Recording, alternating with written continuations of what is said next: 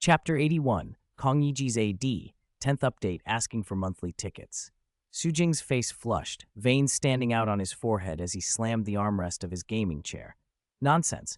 How can what happened with Zhu Rang and me be called a solo kill? You top laners always misunderstand. The struggle in the bot lane involves the support.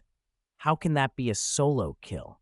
He launched into a string of opaque terms: forced movement, baiting key cooldowns, health control for dragon fights to create kills for the support. And the other three burst out laughing.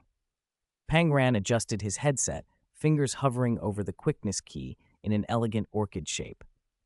Getting hit by a Q in lane is a matter of dignity. An AD should be built to take spells.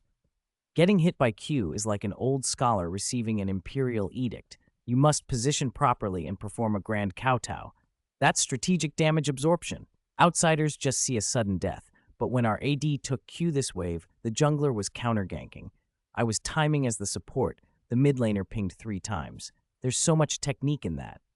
Simple, earnest Shito mumbled, but you're 0-5 and still behind in CS. Su Jing straightened abruptly and slammed a can of cola onto the desk. Behind? This is lane control. Can lane control be called being behind? He muttered again. Lane control? An AD player's lane control is letting them push, understand? The others snickered and turned away, while he alone stared at the bot lane training screen, drawing unfinished lane control theories in the fountain with his mouse. NXG players, please enter the room. The referee's voice cut through the Kong Yiji-style posturing of the NXG squad. With little chat between the two teams, Song Yuan and the others didn't bother greeting their opponents. After a few minutes of prep, the lobby closed and the draft BP screen appeared. Outside the arena, the commentary pair for this match had switched from Wawa and Xiaolu to Miller and Su Xiaoyan. The Higher brothers hadn't yet settled into any long-term duo. All right, everyone. This is the second match on day 1 of LPL, Royal Club versus NXG, Su Xiaoyan said, listing player IDs and a few background notes with the ease of a seasoned commentator. Worth mentioning, Royal Club told the league before the match that their top laner, Godlike, also serves as the team coach. Miller choked on a laugh into his microphone. He could only imagine how Su Xiaoyan kept a straight face when describing Shen Chao's suits. Recovering, he moved to the draft. Players are ready. BP has begun. NXG on blue side, Royal Club on purple side. NXG's first ban is Thresh, Su Xiaoyan said. Given how important Uzi is to Royal Club, limiting support options is effectively limiting him. The purple side deliberated, and after some thought, Royal Club didn't dare leave Zed open. Royal Club has banned NXG's Zed, she added. Since JM had popularized Zed in ranked play, the assassin's pick rate was sky high. Teams often locked it down to protect their bot lane. On Blue's second ban, NXG targeted Annie. After Annie, Royal Club continues to ban Ahri, Su Xiaoyan announced. The stands buzzed instantly. Oh no, Royal Club banned Ahri. What's wrong with Ahri? In mid, she's hard to land and her damage feels weak. You haven't watched JM stream, have you? Deathfire Grasp Ahri one-shots anyone she catches. Haven't you seen the Challenger highlights? Ahri's Q clears waves fast. Her charm is insane in skilled hands, and with Deathfire Grasp, she explodes squishies. JM said Fist will nerf her later. Su Xiaoyan nodded. Yes, another mid laner popularized by JM. Deathfire Grasp Ahri is especially favored on the Korean servers. Ahri's long, effective range and mobility made her excellent in teamfights and roaming. With Deathfire Grasp as a burst enabler, she'd become a mid-lane powerhouse in this patch. Royal Club banned 2 mid-laners in a row, Miller observed. Completely normal, said Wu Qiqiang, doing some last pre-match stretches. Isn't this the season of mid-jungle dominance? If the BP leans towards mid, next the purple side will ban Lee Sin. In the third ban round, Blue's last ban was Renekton, and Royal Club followed by putting Lee Sin on the ban list. The picks began. Song Yuan asked, what do you want, Shito? Olaf, Hecarim, Elise, Xin Zhao, or Volibear? That bear's might? You bumpkin, bear's might is what Udyr shouts, Pang Ran teased. Olaf. The enemy jungler is an Elise specialist. If I don't take Olaf, she'll just get Elise, and my Olaf is strong mid-game. Shito, calm as ever, considered and looked to Jiang Ming for approval. Jiang Ming nodded. NXG's first pick is the jungler Olaf, though it could be flex top, Su Xiaoyan confirmed. Royal Club locks Caitlyn and Janna. Miller chimed in. They've secured a very strong laning combo. Caitlyn and Janna. Caitlyn uses her early range to bully the enemy bot lane, while Janna provides shield, disengage, and her shield increases AD. It's like giving wings to a tiger, Miller added. Viewers in chat were already connecting this to JM's recent analysis. When NXG revealed their next two picks, Ezreal and Zyra, Su Xiaoyan's voice warmed. Although poke-heavy comps are fragile late, Ezreal, and Zyra were the reigning bot lane favorites at the time. Even with blue side picking first, JM's draft discipline often got the heroes he wanted without giving the opponent easy counters. Picking Olaf first kept their options flexible. Committing to the bot duo early forced Royal Club to reveal answers for mid, top, or jungle later. Royal Club responded by picking Elise and Fizz. From the current lineup, Royal Club looks like they're going all in on early game fighting, Su Xiaoyan analyzed. It made sense. Royal Club knew they couldn't outpractice NXG's objective control or lane swap coordination on short notice, so they drafted aggressive lanes to try and dominate early. Tabe's plan was clear: shut down NXG in lane and snowball. Also, old-school pro pride meant a lot of teams would rather fight than accept a passive, farming, objective control style. NXG's final two picks locked in as Jax and Gragas. Seeing Fizz and Elise, Jiang Ming instantly understood Royal Club's intention. Fizz's weak wave clear made him awkward as teams learned better wave management. Gragas offered solid wave clear, engage, and sustain in mid. Gragas mid meant lane priority and stronger mid-jungle presence, easing pressure elsewhere. Jackson top was part of a split-push tactic NXG had been training, classic 1-4 pressure, and who better to practice it against than Royal Club with a hyper-carry like Uzi? Wow, Jax? Miller exclaimed. That pick's been rare. The audience stirred. Jax's old lore, dodging and carrying with Hextech Gunblade, had made him iconic. Nerfs had pushed him out of the meta, but NXG picking him again was exciting. Pro players set trends. Whatever top teams picked, ranked players chased. Royal Club's final pick arrived, Rumble in top. Rumble? They locked him in, Miller said, stunned. Royal Club looks to strengthen lane pressure. Rumble clears waves quickly and can suppress Jax's scaling. Su Xiaoyan added, Rumble does well into Jax in lane if played right. Both teams' lineups were set. Blue side NXG, top Jax, jungle Olaf, mid Gragas, bot Ezreal, Zyra.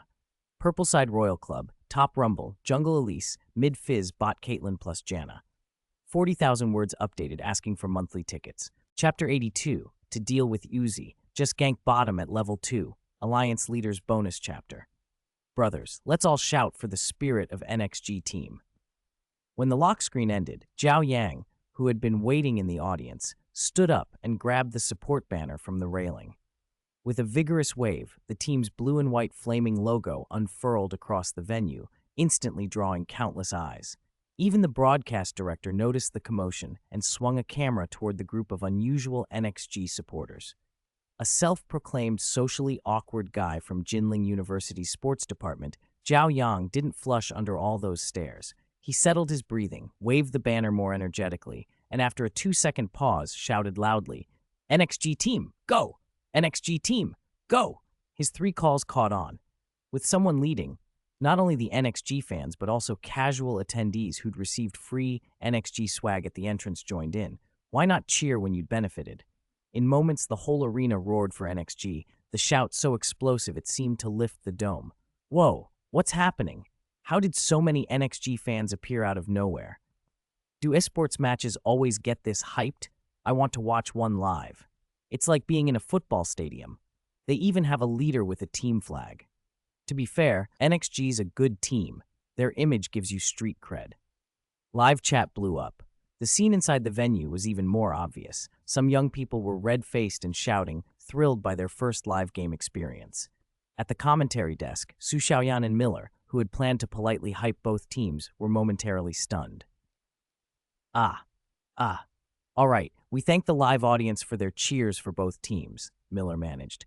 Cheers for both teams? It was a stretch. The whole venue was NXG blue. No royal family chants could be heard, or if there were any, they were drowned out.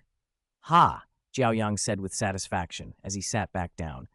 Ming Gay will owe me a red envelope bonus for that support mission. He laughed.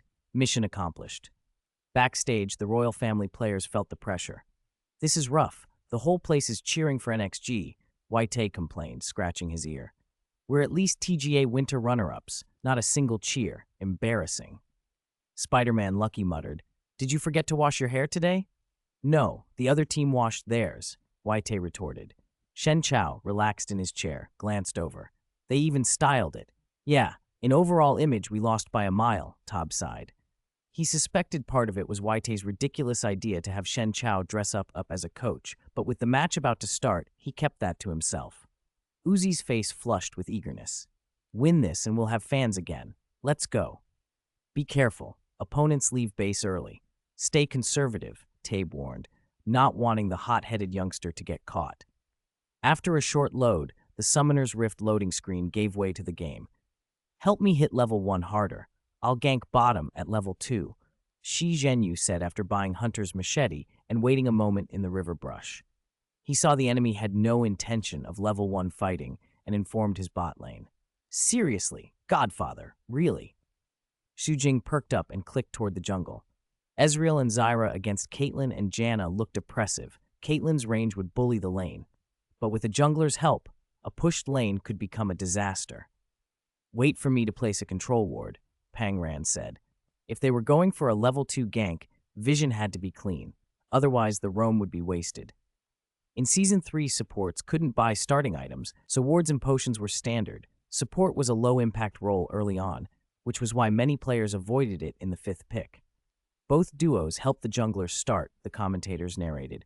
Spider-Man started blue buff. Looks like he'll be topside at level 3 for Rumble. Makes sense. Olaf plus Weapon Master top is lethal if they chain stuns. Backstage, Jiang Ming watched the bottom lane intently. After Xu Jing and Pang Ran helped their jungler clear from the stone golems to red buff, they arrived in lane.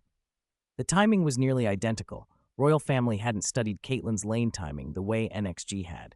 Auto attacks clicked. Supports traded tentative spells. Caitlyn and Janna, using range, shoved early. Uzi's playstyle in Season 3 was aggressively forward. If he had a lead, he traded without hesitation. Normally, without Zyra having all her skills, Ezreal would play safe, trying to poke with Q, but everything flipped as the jungler arrived at bottom at level 2. Hey, Olaf didn't go top after bottom side jungle. He turned to the river. NXG's ganking bottom, Miller called out. The OB camera showed Caitlyn and Janna pushed past mid lane. Xu Jing and Pang Ran weren't hiding their intentions. Ezreal's Q and Zyra's E looked like aimed pokes, giving the impression the lane naturally pushed toward blue side. When Olaf got in position, Pang Ran signaled, I'll engage. E's almost up. Whoever gets snared, we kill. Zyra flashed and adjusted her angle, grasping Root's shot toward the 2 Royal Family players. Uzi reacted fast. Pang Ran's flash snare hit the periphery, and Uzi cast the quickness to dodge. Caitlyn managed to avoid the root, but Tabe, the support, couldn't react in time and was rooted by Zyra. Brahmashia, Shi Zhenyu barked as he stepped from the river, pressed Ghost, and threw his axe in a 0-frame start. Unlike the modern faith in the quickness, Jiang Ming had long decided Ghost was far better for some champions. Olaf was one of them. Q slowed Janna. Olaf closed the gap, popped W, and hammered autos. Tabe hit exhaust quickly, but Xu Jing, prepared nearby, kept repositioning and QAing the support. At level 1, with no starting items and only potions and a ward, how much health did Janna have? Heal didn't give movement speed in this version. Most ADCs took barrier, so no extra save was coming. There was still some distance to turret, 3-on-1, and Olaf's slow plus ghost meant escape was unlikely.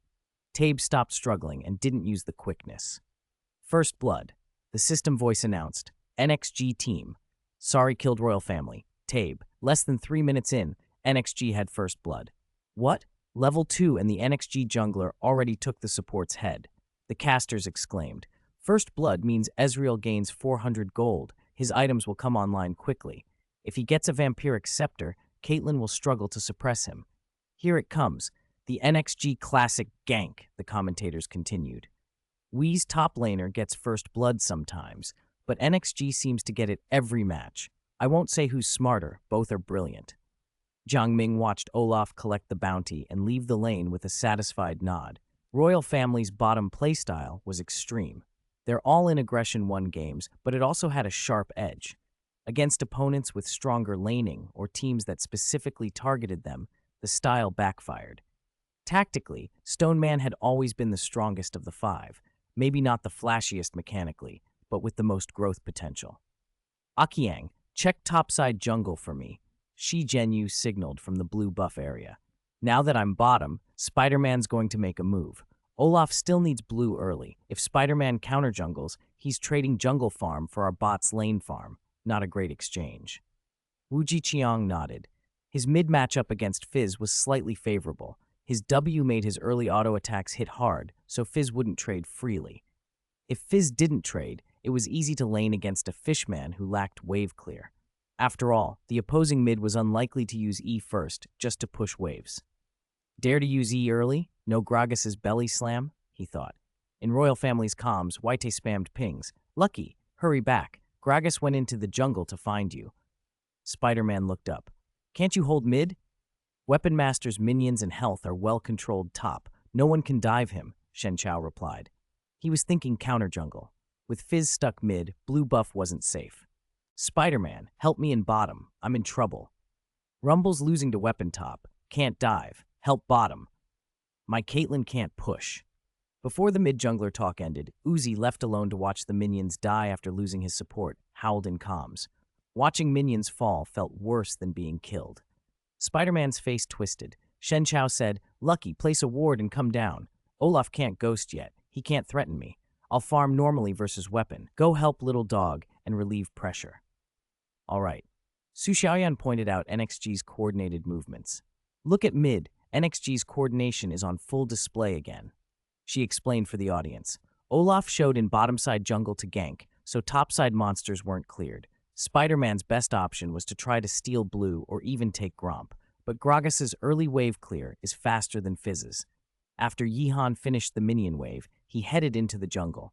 Given Gragas's pressure, Spider-Man couldn't risk counter-jungling. As for top, Weapon Master hasn't lost much. Early trades are even, and the wave is near tower. I'm curious how NXG keeps controlling minion waves so cleanly. Miller voiced what many wondered. Watching Weapon Master arrive, trade twice, recall to buy while healthy, and then return to tidy lane control. Early game minion control matters. Rumble's low levels made him vulnerable to a healthy Weapon Master. Wait, someone in the chat called out. NXG's bot bought a tier of the goddess? Seeing readers complain the protagonist didn't train or that he was becoming another Ning Wang, here's the explanation. The timeline has already advanced 4 or 5 months. I described the protagonist's training match work indirectly through teammates' memories, rather than detailing every scrim. In training, the protagonist played a lot and taught the team many techniques. If he hadn't practiced with them, how could a group of average talents improve so fast? Also, it was mentioned in Chapter 1 that the protagonist was a genius. Chapter 83, Teammates, Save Me. The spider gave up on invading blue and went back up to clear the topside jungle.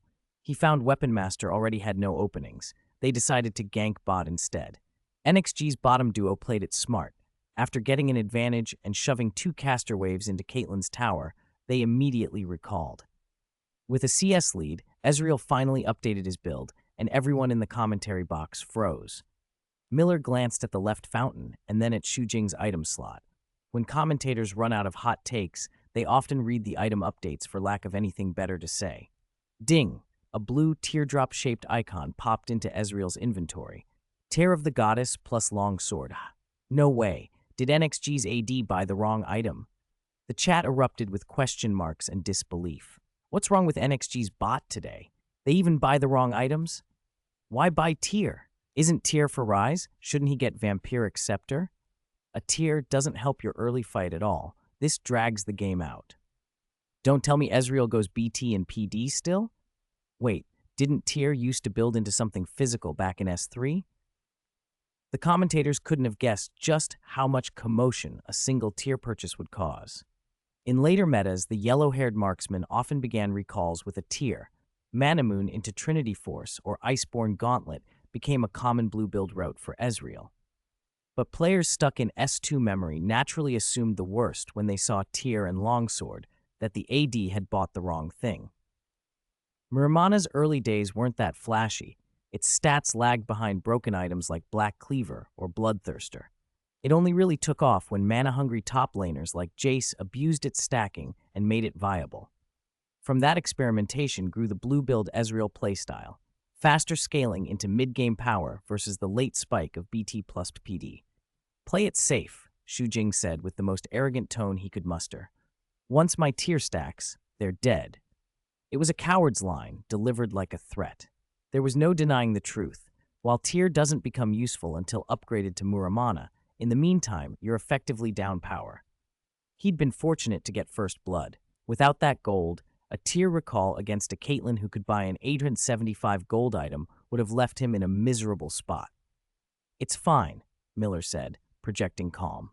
"Our mid, top, and jungler have the lead. They don't have much synergy yet." Wu Zhiqiang in mid was trying to get out of his quiet mode. Jiang Ming always drilled that the mid laner is the team's information hub. If they don't speak up, the whole team suffers. "The Spider has shown himself on bot several times. We can try top," he suggested. "No problem. My lane's fine. If you come, we'll get something," Shi Zhenyu promised. Gragas had just shoved the mid-wave without the slightest intention of fighting Fizz. At the 5-minute mark, he vanished from mid-vision. "Damn mid-slippery, giving us no opens," Step Waite complained. He glanced at the experience bar and muttered, "Do you need a gank?" "Forget it. Help Xiao Go protect his farm. In teamfights, I just need to kill their little yellow-haired guy," said the jungler, already thinking of the mid-game cleanups. Shen Chao's voice tightened. "Don't only look at mid and bot. Top needs attention. You picked Rumble. Are you just going to type and not play?" He had been outplayed at level 1. Weapon Master had pushed aggressively from the start, crossing the lane and trading so that Shen Chao couldn't safely disengage without burning E. By the time Shen Chao controlled his heat and waited for a gank, Weapon Master had already recalled to deny minions. Then Olaf's level 2 gank bot had drawn the spider away. Now Shen Chao was stuck with a pushed wave, no farm, and a champion who constantly denied him with small, aggressive trades. Rumble's mid-game AoE was terrifying, but he would be useless in a late-game Jax duel. Knowing NXG's minion manipulation skill, Shen Chao worried. Weapon Master's pressure would only increase. "Lucky, help me," Shen Chao pleaded. Before the words finished, a broad-shouldered Gragas, carrying a wooden cask, suddenly appeared behind the lane. The commentators and the audience realized at once what was happening. "He's at 5. Did mid just cross to top?" someone shouted. "Level 5 Gragas went top?" The chat exploded. Royal's river vision was shallow. They hadn't noticed. Waita checked his XP and was about to farm to 6. "Mid's missing, but it's only level 5. I'll get to 6. Wait for me, bot." But the call came in. "They're already top." Shi Zhenyu had stacked a huge minion wave into the tower. Whether Rumble tried to fight or back off, he risked either a solo kill or losing an enormous wave under tower. "Don't let him reach 6, someone warned. "Demacia!" Olaf charged as the initiation began. The quickness scampered in, Undertow landed point blank, and tower aggro was drawn. Weapon Master spun and auto-attacked, keeping Q and the quickness poised. Shen Chao froze under the turret, the big minion wave pushing against him. Shen Chao cast Q, hoping to trade while soaking tower shots. "Trying to trade with my jungler?" Song Yuan crowed on NXG's side. Weapon Master moved in and hit the second part of his E-stun. It should have been a clean stun into a tower dive kill, but NXG's coordination made the moment shine. There was a huge boom that cut through the minion wave. Several purple minions instantly fell, including the cannon that would have given the most experience. Both Weapon Master and Gragas, at the critical 5-6 threshold, suddenly hit level 6. Song Yuan slammed R Grandmaster at Arms activated. The resistances made Olaf tankable under turret. They'd practiced tower swaps endlessly. A level 4 Olaf could take 2 turret shots and still walk away if he had a teammate to absorb damage and initiate correctly. Weapon Master took the tower aggro, but the real execution belonged to Gragas. Gragas had been waiting for his 6th and for a built-in opening. "He can still react," the caster exclaimed. As Rumble the quickness to try to escape, Gragas body slammed in the exact predicted spot. The explosive cask knocked Shen Chao back into Weapon Master's arms. The combo landed. Shen Chao had no way out. "E the quickness! Gragas, E the quickness!" the commentators shouted. NXG's mid laner pulled it off again. Su Xiaoyan and Miller couldn't stop cheering. He predicted Shen Chao's the quickness position. Gragas followed midair and hit Rumble. The kill credit went to Weapon Master, the player who needed the farm most. The chat flooded with praise. Holy cow, that's so smooth. NXG inherited JM's legacy perfectly. Rumble, teammates? Teammates? Aren't teammates gonna save me? Heh, the teammates are all at bot babysitting Caitlyn. If even one person had been top this wave, Rumble would have gotten his minions. Jiang Ming's influence had taught even regular LPL viewers to watch minion waves. Seeing a level 5 Rumble die while a huge wave sat uneaten under turret meant the top matchup was effectively over. Without consistent help, Rumble wouldn't dare lane against Weapon Master again. What had aiding bot achieved? Caitlyn was only a few minions ahead despite repeated attention. The turret hadn't taken serious damage. When level 6 Fizz finally showed up bot, NXG's duo smartly backed behind their outer and then inner tower, denying experience to the purple team rather than risking a fight. Ezreal and Zyra even rotated mid to clear a minion wave, resulting in no net loss. Push the first tower directly, Tabe suggested. If Royal wanted to salvage something from their sap, they should group 4 and chip at the turret to make the sacrifice count. YT grumbled, "Don't worry, old Chow. I'll help you get even later. That Gragas used the quickness and gave the kill to Weapon Master. Just watch me crush him mid." Shen Chao could only stare.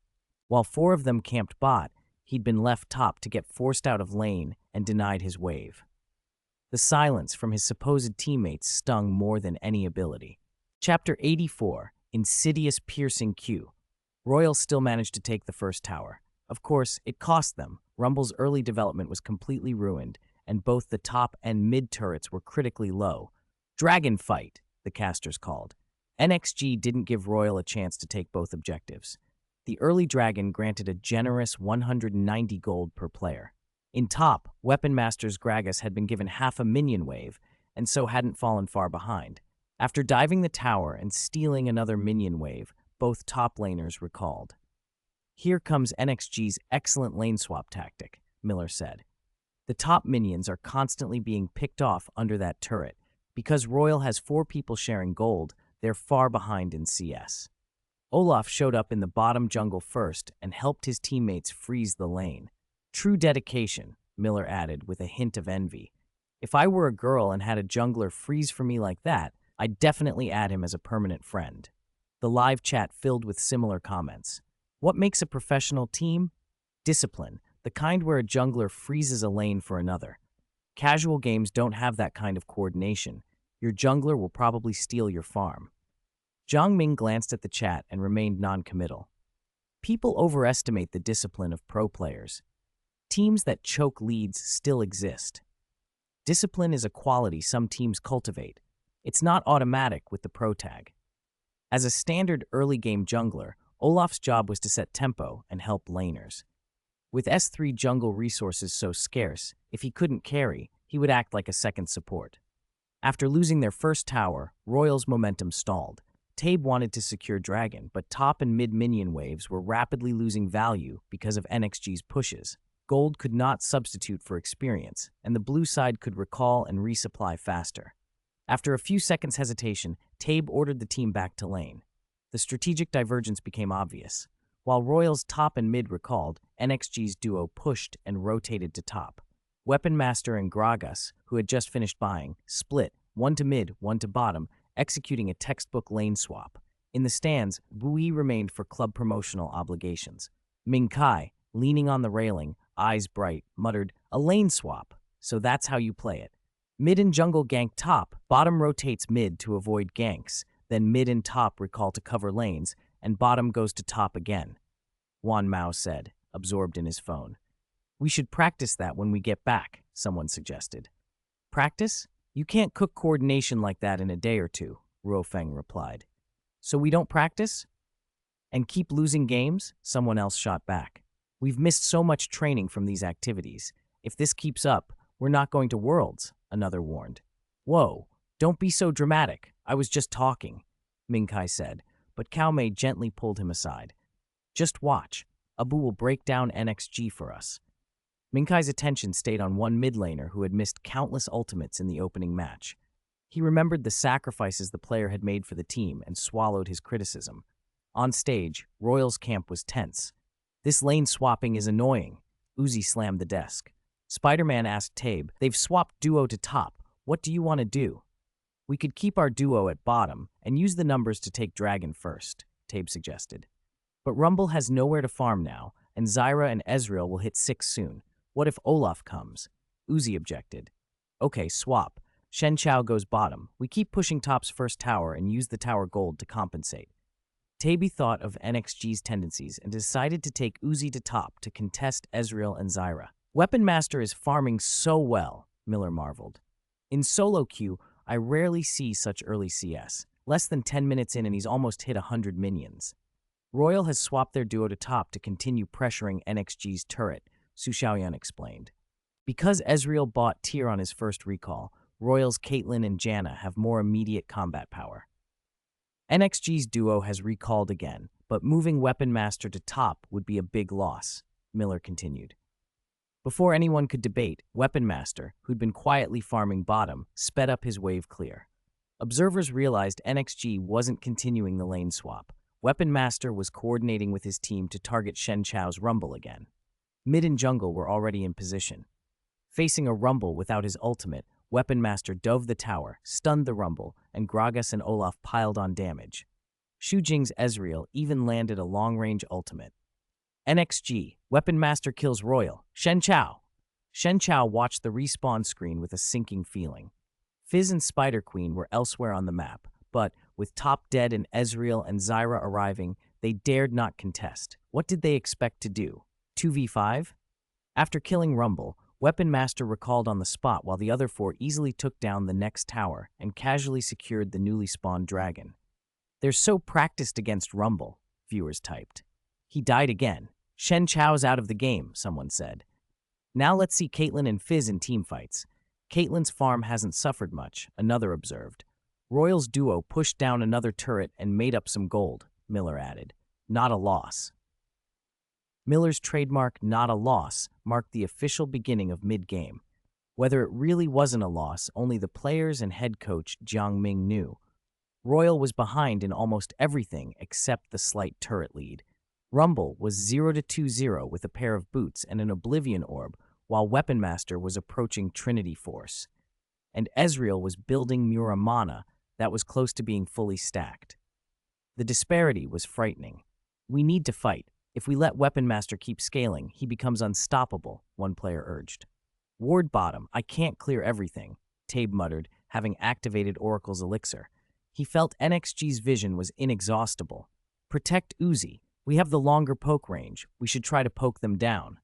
Someone's voice in the comms went quiet after that. Longer range? On the blue side, Gragas, Ezreal, and Zyra were all long-range threats. Caitlyn's 650 range suddenly looked inadequate. Dragon was spawning.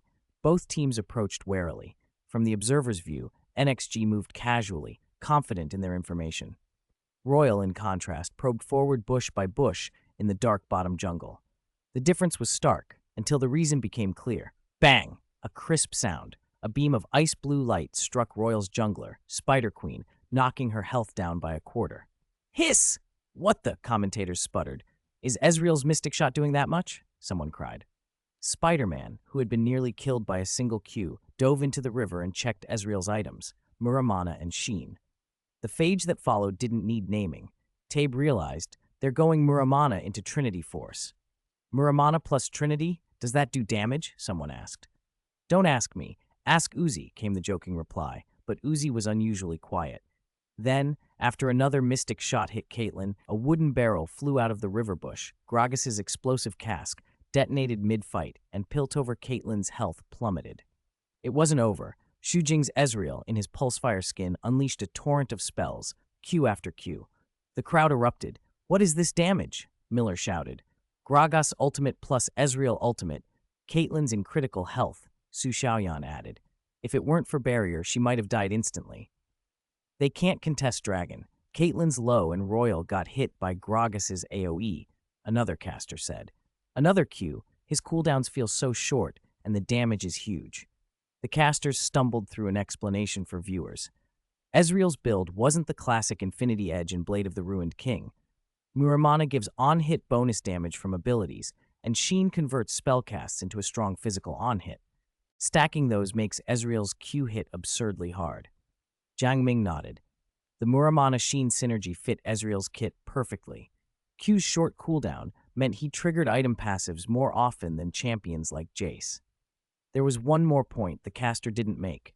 The Muramana-Sheen spike was cheap and came much earlier than traditional power spikes. In earlier patches, Muramana stacking with Tyr had no cooldown penalty, so an Ezreal with Muramana at 15 minutes could obliterate teamfights. Royal didn't want to forfeit a mid-game teamfight. These few clashes were their best chance to beat NXG before Weapon Master snowballed.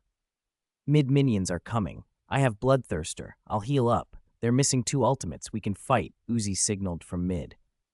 All right, be careful, Tabe replied. He tried to kite with Janna, buying time for Caitlyn. NXG watched Caitlyn move. Xu Jing, bristling, said from a side bush, "You think you can risk that low health on me?" "Taste my mystic shot," he fired casually into the minion wave to push Caitlyn off the heel. A cannon minion died to the minion wave's damage at just the wrong moment, so the projectile that would have hit the minion passed through and struck Piltover Caitlyn directly. The shot landed. Caitlyn staggered, the crowd gasped, and the dragon pit erupted into chaos. Chapter 85. Gotten little pearls from being hit. Bonus chapter. Bang! The energy bolt slammed into flesh on Summoner's Rift. Caitlyn's health bar disappeared in an instant. After a soft groan, the Piltover Sheriff collapsed in the minion wave. NXG Sari had slain Royal Uzi. The commentary desk fell silent. When the director cut to mid lane, Caitlyn was already a corpse at the feet of the little blonde. Su Xiaoyan's voice cracked. Solo kill. Player Sari's Ezreal actually took down Caitlyn in the minion wave with a piercing mystic shot. It's over. With Royal's most important damage dealer down, not only is contesting Dragon out of the question, but escaping with their lives is doubtful. Miller slammed his fist on the desk. Weapon Master is already flanking, blue teams abandoning Dragon and going for the kills. Outside the game, the chat exploded with accusations. After farming for more than 10 minutes, their Caitlyn just vanished? Are the purple team trolling? If you're low, go back and resupply. You're already behind. Sacrificing Dragon is fine. You, an ADC who's been protected and fed resources the whole game, just gifted a free kill. What are you doing? No one expected the match to swing so dramatically. Without Caitlyn, Rumble's scaling was negligible, and Fizz's damage alone couldn't carry a teamfight. When Weapon Master waved that electric fan, Royal scattered. Pang Ran's Zyra reacted quickly, the quickness into the jungle's narrow choke, and her teammates followed in perfect sync. Whoever thought about Dragon was immediately abandoned when the support had already committed. On the team bench, Uzi slumped back in his chair, face flushed, eyes glazed by the glowing screen. He felt empty and disoriented. He wanted to curse Tabe for not protecting him, for not preventing this. Tabe had warned him at level 2 that he was overextended. Uzi had brushed it off. The jungler had babysat him from level 3 until now. This teamfight had been the opportunity to turn the game. Rumble had been shut down early and become irrelevant. Caitlyn was supposed to be one of the few hopes. Instead, he died to a piercing mystic shot. Uzi's hands hovered weakly over keyboard and mouse. His fingers trembled as if replaying the fatal moment. Cold sweat formed on his forehead and slid down, unnoticed by the 16-year-old chubby boy sitting nearby. His teammates' urgent calls, the faint cheers from the crowd beyond his headset, all sounded distant, muffled, unable to break through the fog in his head. NXG. The 3 letters stabbed at him. That heart which had just debuted, reached the TGA finals, placed second, and crushed countless opponents in bottom lane, tightened. NXG Sorry, a 2200 rated player whom Uzi had trounced last season in solo lanes, had now taken his life. Uzi's gaze flicked toward the passage behind NXG's bench. There, just beyond the team, he thought he saw a figure with folded arms and an indifferent look, as if saying, "Is that all you've got? LPL's AD genius." After that Dragon team fight, Royal's rhythm collapsed. After Caitlyn's death, their jungler and support were picked off too. Only Zyra fell in a trade. That single kill was the only consolation to the few Royal fans in the arena. At least they got something. NXG's climb from qualifiers through the LPL preseason had unsettled fans. Now the 5 players on stage didn't even bother activating Songyuan's Weapon Master split push, 2 mid-game lane swaps, and an absurd damage behind. Ezreal plus Gragas instantly deleting carries were almost enough to end the match. Jiang Ming had drafted conservatively, knowing Royal's top, mid, and bottom lanes were solid. He picked Weapon Master for split push and paired him with Ezreal and Zyra, champion choices that were hard to engage, ideal for grouped counter-engages and kiting. It was impossible to predict how the competitive script would play out. The defensive Ezreal and Zyra became the spearhead of the offense, pressing Royal until they suffocated. Xu Jing's Trinity Force had been completed, and he skipped a conventional armor penetration item for a huge lifesteal spike, a BF sword into Bloodthirster.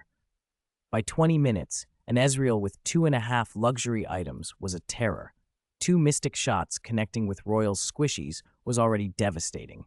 NXG prioritized mid-lane control for Ezreal, constantly shoving minions under Royal's tower, and as long as he didn't recklessly E forward, he was nearly unkillable. One of NXG's internal rules was strict discipline. Never play recklessly when ahead, or Jiang Ming would send you and your chair straight to the water cooler. With steady pushing and disciplined macro, plus Weapon Master's split push, Royal's towers toppled like dominoes. At 24 minutes, Royal's mid-outer tower fell again. Too many of their champions were low from Ezreal's poke. The mid-inner tower has fallen again. Royal seems out of answers, Miller said. In the early game, aside from taking 2 towers during the lane swap, Caitlyn couldn't even leave her half of the map later. Her itemization is badly behind. Su Xiaoyan shook her head. Her Bloodthirster and Phantom Dancer are the result of teammates desperately funneling resources. Jiang Ming, sitting behind NXG, has once again shown us a fresh take on the game, Miller continued. A mid-laner not in mid-lane, a split-pushing Weapon Master, and an Ezreal building unconventional items, terrifying damage from a Muramana Trinity Force build. From Jiang Ming's perspective, the verdict was simple. The game can end now. The real problem wasn't solely the bottom lane. The ineffective Fizz and the mid-jungle duo were the hidden culprits. Early, Fizz couldn't shove the wave, which forced Gragas to pair with Olaf too early. If NXG's bot didn't concede opportunities, Fizz had no chance to snowball. Spider Queen was neutralized by Caitlyn in bot, and Rumble, the team's scaling carry, was closed down by NXG. The 15-minute dragon fight sealed it. Xu Jing and Wu Zhiqiang's coordination left Caitlyn low and primed for that fatal Mystic Shot. And Ezreal, who spammed Mystic Shot in their faces, couldn't be solved, and Weapon Master pushed lanes nonstop. Royal's demise was only a matter of speed. At 27 minutes, beholden to Season 3's barren buff limitations that didn't empower minions, NXG hit a minor hiccup pushing Royal's base, which had thrown resources into defending Caitlyn. Still, it was only a speed bump. When the mid laner completed Zhonya's and Weapon Master finished Trinity Force and Blade of the Ruined King and picked up a Guardian Angel, Royal's fragile high ground couldn't stop NXG. "Wow, they're pushing high ground!" Su Xiaoyan exclaimed. Zyra's ultimate splits the fight perfectly. Royal's jungler is totally outclassed by Olaf at this stage. Whitey's Fizz dove onto Ezreal, but his items are too poor. With Bloodthirster and a Null Magic Mantle, Ezreal simply won't die. Meanwhile, Royal's Caitlyn facing Gragas and Weapon Master couldn't survive. Explosive Cask wiped the AD, and Royal lost their primary sustained damage. Xu Jing stayed composed. Even when Fizz was on top of him, he held E until Rumble ulted. Only then did he E and the quickness to the other side of the fight. Jiang Ming's voice echoed in his memory. An AD's primary task is to survive. He took that to heart. He used W backward toward Weapon Master's position to maximize his and his teammates' damage. When you know the enemy's crowd control is on cooldown, don't hesitate. Flash forward bravely. Courage will be an ADC's 7th legendary item. A competent AD completes what the team needs. An excellent ADC carries the heavy responsibility of cleaning up the battlefield. Don't be fooled by Xu Jing's casual demeanor. He prized Jiang Ming's principles. To him, Jiang Ming was a top student from Jinling University who explained complex ideas simply, and his advice carried weight. After a mistake in itemization in a previous BLQG match, Xu Jing had been privately vexed. Now, performing perfectly in teamfights, the Ezreal was indeed the team's cleaner. Ace. At 29 minutes, NXG aced Royal. The surviving members pushed to the Nexus and ended the game. Another utterly dominant win, stable early, accelerating mid, and impossible to stop once they got advantage, Miller said, delivering the closing lines he'd prepared. Congratulations to NXG on taking a valuable first win, Su Xiaoyan added. They remain undefeated in official matches since the team's inception. Let's hope they keep climbing. NXG, the crowd chanted. NXG, NXG. The NXG fans in Taikang Park ignited the arena. Rows of supporters waved banners and merchandise in a dazzling sea of blue. Lin Jingyi couldn't help but pull out her phone and take a photo. She glanced at the junior leaning against the doorway, admiration swelling in her chest. Vision separates people, what you can't understand until you see it for yourself. Watching the five on stage celebrating while the crowd chanted, Jiang Ming had already taken off his suit jacket and slung it over his wrist, smiling more broadly than before. Starting the LPL season opener with a perfect win was exactly the beginning NXG wanted. Junior, who would you give MVP to in this game? Lin Jingyi asked. Early game rhythm suggested Olaf. Gragas's ultimates in mid were crucial. Weapon Master's split push and Zyra's crowd control all stood out. It was hard to pick. Give it to the AD, the junior answered. All five contributed, but Ezreal's mid-game mystic shot in the dragon fight was worth 1,000 gold. Little Tsu deserves it. Back in the royal locker room, applause for NXG felt like an execution. The five sat with heads down, unplugging peripherals and wrapping cables. The TGA Winter Runner-Up honor felt like a distant memory. The professional season opener had collapsed into bitter defeat. Let's go, someone muttered, hands stiff with disappointment. Don't stare, little dog. We lost because of their strategy. Spider Queen, similar in build to Uzi, tried to console him. We'll get them next time. We'll do the same level 2 trick and take our revenge. Damn, Gragas shut me down today. I need 2 counter champions when I get home. My main fizz is too easy to counter right now, Waite grumbled. Surrounded by teammates, Uzi bit his lip. He wanted to say his individual skill matched the enemy AD's, but throughout the game, even with jungler help, he hadn't neutralized Ezreal, and the mid lane death to a single mystic shot stung. He couldn't find the words to cover it up. Tabe walked last, glanced toward the opposing bench, and met Jiang Ming's nod as the coaches greeted one another. Tabe returned a quick bow. Unlike his optimistic teammates, Tabe had spent the game weighing every situation. From ranked play to the pro stage, from teammates to opponents, he recognized that Jiang Ming's threat was larger than it seemed. Bonus chapter delivered. Please leave monthly votes. A note about the in-game details. First, this is an esports management novel, so both aspects, matches and training, are essential. Second, the core plot is about building the league. When it comes to training players, what's more direct than matches? Old Ching will control the length, and I hope everyone will keep supporting me. Please give monthly votes as I keep moving forward. Chapter 86. No, you guys are even competing in post-match interviews? You played beautifully, lads. Facing the victorious players, Jiang Ming gave them a generous thumbs up. Among the five, ADC Shujing mattered the most right now. Last match he'd taken a little flack despite the win, but this time he'd earned clear affirmation. He smiled, eyebrows dancing. Old Shu, watch your image. Your aloof male god persona is completely ruined by that grin. Support Pang Ran teased when he saw the unabashed smile. You're the one going on stage for the post-match interview. As NXG's representative, don't embarrass us. Got it? After seeing the post-match damage stats, the other four already knew who would be interviewed for the opener. Song Yuan looked a little jealous. He liked to show off too, but his weapon master barely had a chance to do anything this game before the opponents collapsed. It was maddening. The mid laner and jungler hardly reacted. By temperament, they weren't into interviews. Wu Zhiqiang was a little less quiet, though. The mid needed to help with comms and feedback. He'd rather be watching girl group dance videos, he joked. All right, get ready. Shito, pack up your gear, Jiang Ming said decisively. The AD's impact was obvious. From the laning phase to the mid-game poke, those pinpoint mystic shots were what broke royal family's formation. For interview etiquette, follow what we taught at the club. Go backstage and run through the questions with the host. Her handle is Bao Bao. Her real name's Fu Rojan. Be sweet. Call her Sister Fu in private. Don't worry, she won't be difficult. Among the NXG youngsters, Jing always looked cocky and self-satisfied. Worried he might get carried away on stage, Jiang Ming reiterated the warning. All right, I won't make trouble, Mingge. Jing saluted earnestly. Song Yuan, fed up with the showboating, gave him a kick from behind. Mingge already told you to find the host. Why are you still standing there? Damn, you're jealous of me. Who's jealous? I just don't want to miss dinner.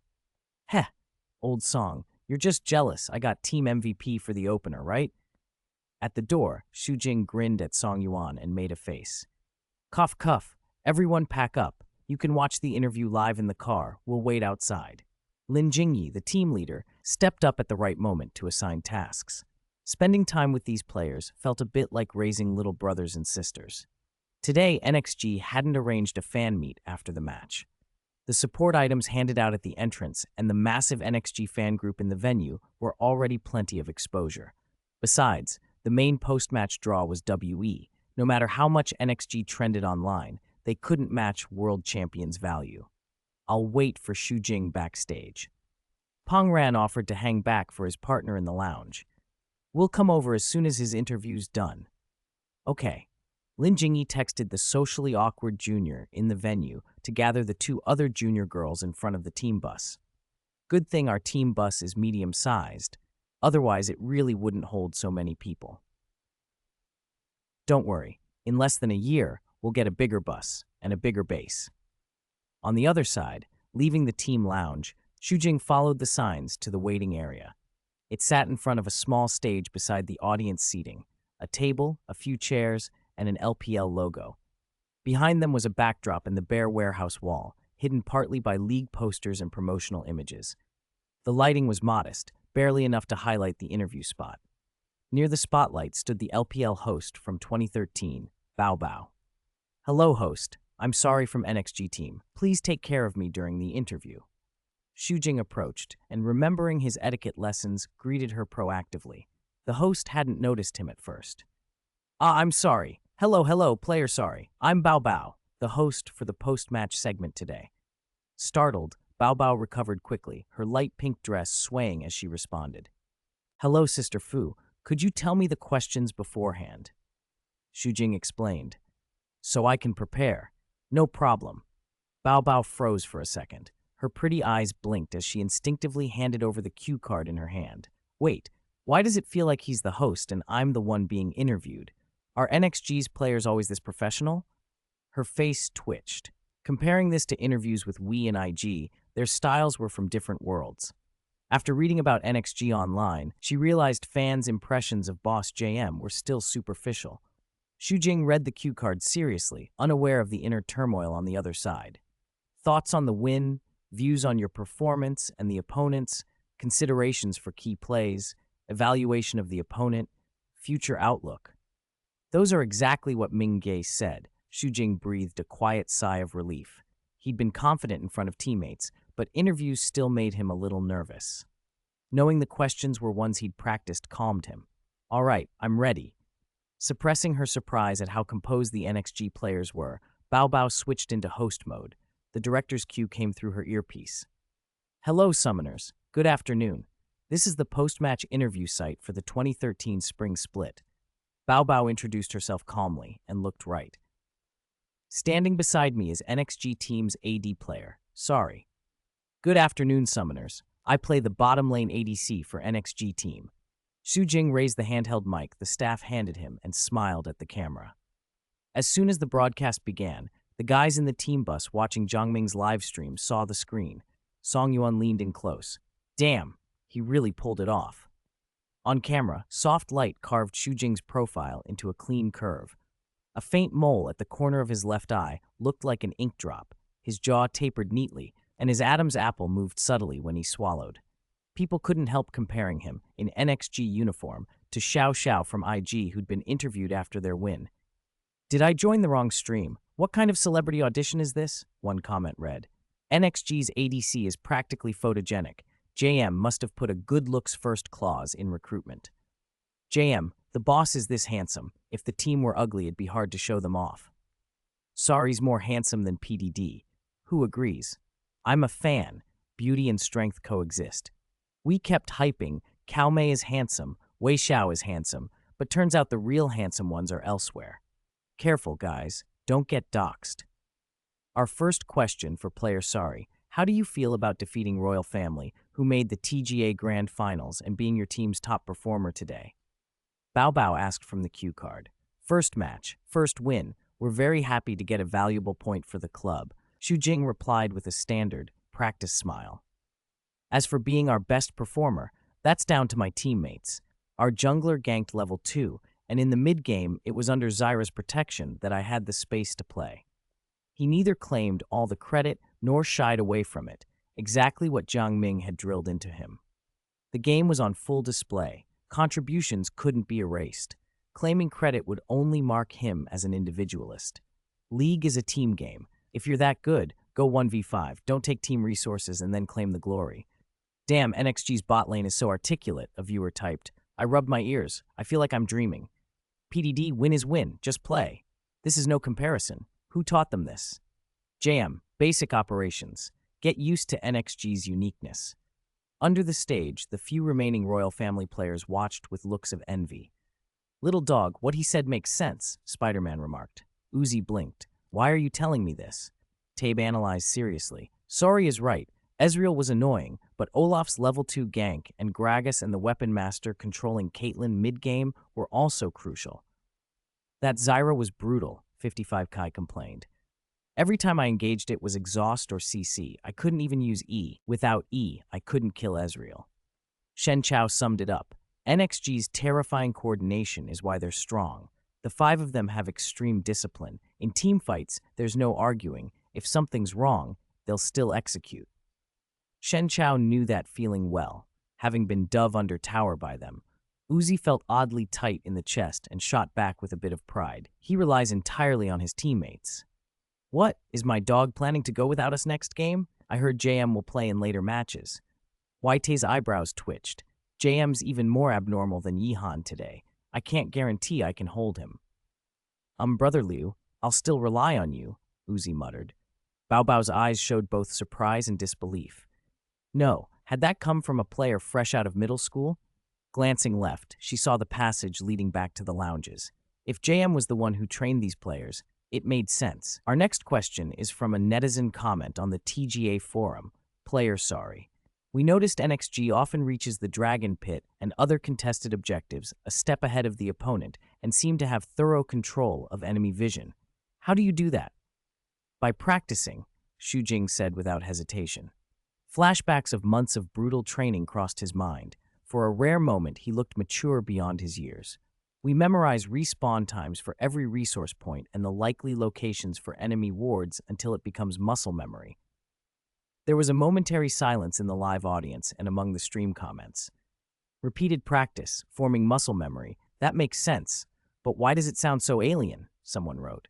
Is this still a game? Bragging? Memorize every respawn? What if I just ward randomly? But isn't that exactly the difference between pros and us? Extra chapter delivered. About match commentary, this story is rooted in esports and can't lose that foundation. Apart from necessary matches, I won't give long, drawn-out descriptions all the time. These chapters against Royal Family were meant to help train Uzi early on. I'll try to balance what readers want to see, but I also can't randomly change the outline and make things chaotic. Please give me more chances. Chapter 87, The Butterfly Effect, begins to show. Judging from that NXG training schedule that got leaked online, he didn't exaggerate at all. Comparing IG and NXG, I finally get why outsiders say we gamers aren't really doing proper work. When you put it like that, it's true. On one side you have internet addicts, on the other you have people who treat it like a profession. Hey, don't step on people upstairs, please. Bao Bao had slowly adapted to how NXG repeatedly shattered her expectations. She lifted the microphone once more. So last question, how would Sorry player evaluate Royal Club's performance today? And what are his expectations for the upcoming matches? All 5 Royal Club players are individually strong, and they caused us a lot of trouble in lane. I'd say our win came down more to better team coordination and cleaner execution in team fights, he replied. His measured answer grabbed the crowd's attention. Trash talking can be entertaining, but it wears thin if it's all ego and provocation. The sudden emergence of a team like NXG, calm, professional, and not trying to put others down, felt refreshing on the interview stage. Afterward, Xu Jing bowed politely to the remaining spectators to show his appreciation, then jogged toward the team bus. He pushed open the half-ajar door and jumped in. The serious face he'd worn for the interview vanished the moment he sat down. He flopped against Song Yuan. "How was that? Aren't you jealous of my post-match interview skills?" "Ugh, can you stop leaning on me, you idiot," Song Yuan snapped. "Oh, you're sour. Smells like sour grapes," Xu Jing teased. "Well done," Jiang Ming said, then called to Zhou Shu in the driver's seat. "Let's go. Back to the base." "Oh ho, back to the base. Big meal time," someone cheered. Order dishes. Ming Jie said, "For every match we win, we can order one dish for dinner." "I feel like that's a little mock the opponent, but I like it." The red and white NXG bus sped off, filled with a group of laughing young men. That evening after dinner, Pang Ran and a few others slumped on the couch, fretting over the fan interaction task manager Lin had assigned. "What should we say in the fan group?" someone asked. "Give me your phone," Lin Jingyi said, holding out her hand. "Just talk normally about your match experiences and answer reasonable questions about game knowledge. Don't reply to questions that invite you to judge opponents. Don't get dragged into stepping on others." Normally, players don't have to interact with fans directly. In fact, it's best if you don't. I've set the fan group so people can't add you as friends through it. The club forbids privately adding fans. If a fan tries to contact you privately, report it to me, and I'll handle it. "Got it," Pangran said. "All right," Shi Zhenyu answered. "Understood." Xu Jing nodded. "I've seen this plot in TV shows. Fans latch onto a celebrity, then try to swindle them out of money and sex, and the celebrity ends up ruined." "Tsk, you're already treating yourself like a celebrity, shameless," Song Yuan shot back. Xu Jing flounced dramatically. "Ah, Big Song, I've put up with you for too long. You're just jealous of my looks and talent. I challenge you to a duel." "Oh ho!" Song Yuan rolled up his sleeve and flexed a bicep that looked like a thigh. "And how will your excellency duel?" "A League of Legends pro duel, of course. A Summoner's Canyon solo," Xu Jing said. "You in or not?" "Of course. Who's afraid of you?" "Loser washes the winner's underwear for a week." The team was used to top and AD bickering. Pang Ran, inspired by Jiang Ming's fan management strategy, snapped a picture of Song Yuan flexing and posted it to the fan group. "Look, the full tank top is about to solo the full damage AD. Place your bets. Who will win?" The fan group that had been politely complimenting the earnest mid-in jungler a moment ago flipped instantly. "Do you know the power of Renekton's 100 Fury full health Q? No way the AD wins," one fan wrote. "I'll bet 50 cents on AD," another chimed in. "The NXG top is a tank. The offline photos didn't do him justice," someone else gushed. "Live stream, I want to watch," another fan begged. "Hey, the match messed my NXG jersey up," a fan posted a screenshot. "Our Mingji, please put team jerseys on sale fast. I'll buy anything," one supporter begged, while JM responded, "No rush. They'll be available in a couple of days. Follow the stream or the team updates." As the NXG players bantered with their fans, discussion of the LPL opening match burned hotter online. Lin Fei, a student at Modu University of Finance and Economics, returned to his dorm with roommates after watching the game, but he didn't go to bed. He sat at his laptop and began typing furiously on the League of Legends forum. He called to Ban Yuje, who was washing up in the bathroom. "Ban, can you send me that data analysis you wrote during the match today?" After over a month of practice, Ban had not only picked up League of Legends, but climbed to Diamond. Lin Fei, part envious, part trying to cozy up, pushed. "I was just analyzing it for fun," Ban replied. "It's not really useful for solo queue. Pro play is different, and NXG's style doesn't fit us. But sure, send it to me." "Send it to me anyway," Lin Fei begged. He wanted to use NXG to back up a previous post he'd made criticizing WE, a post that had earned a permanent ban from the WE forum moderator. Ban understood the plan. "Fine, but don't drag me into it. WE fans get nasty when they flame people." "No problem," Lin said, then began typing. A few seconds later, he posted a new thread. From the LPL opening match, observations on old teams' difficulties in the new season. As the title says, everyone watched the first LPL regular season match today. Many didn't expect IG to beat WE so easily. Wei Xiao's 6-2 stats couldn't carry the team. The game has changed since Season 3. The rise of mid-lane assassins has made the AD's survival much more precarious. A level 6 assassin with decent farm can kill a full-health ADC without much trouble. Even without their mid laner, the top and jungle can collapse on the ADC in fights. I'd previously posted about WE's problems, specifically whether top's tendency to give up first blood has become their bottleneck. P.S. I got permanently banned from the WE forum for that. Let's clarify. Giving up first blood in top lane is not some luck-preserving strategy. The first blood gold puts your team at a disadvantage. I've collected screenshots showing WE's situations from the end of IPL 5 through the TGA Winter League. Why does top give up first blood so often? I think it's related to Wee's jungler Ming Kai frequently being bottom. Wee's game plan has often been overly focused on protecting bottom for late-game team fights. Opponents know your jungler won't be top, so they can target your top laner easily. This isn't just blaming the jungler, it's the bigger issue. The top lane has some responsibility, but Wee's one-track tactic of protecting bottom is too obvious. Everyone knows Wee will play that way. So what happens when the meta shifts, ADs become harder to survive with, and the influence of mid and top rises? You see the answer in today's match. NXG sent a simple, clear message. Bottom protecting for late game is no longer enough. After an early level 2 dive on bottom, they stopped focusing there. Once Royal Club's jungler was baited, NXG relentlessly targeted top. Rumble's lane collapsed, Fizz's farm suffered, and the subsequent team fights spoke for themselves.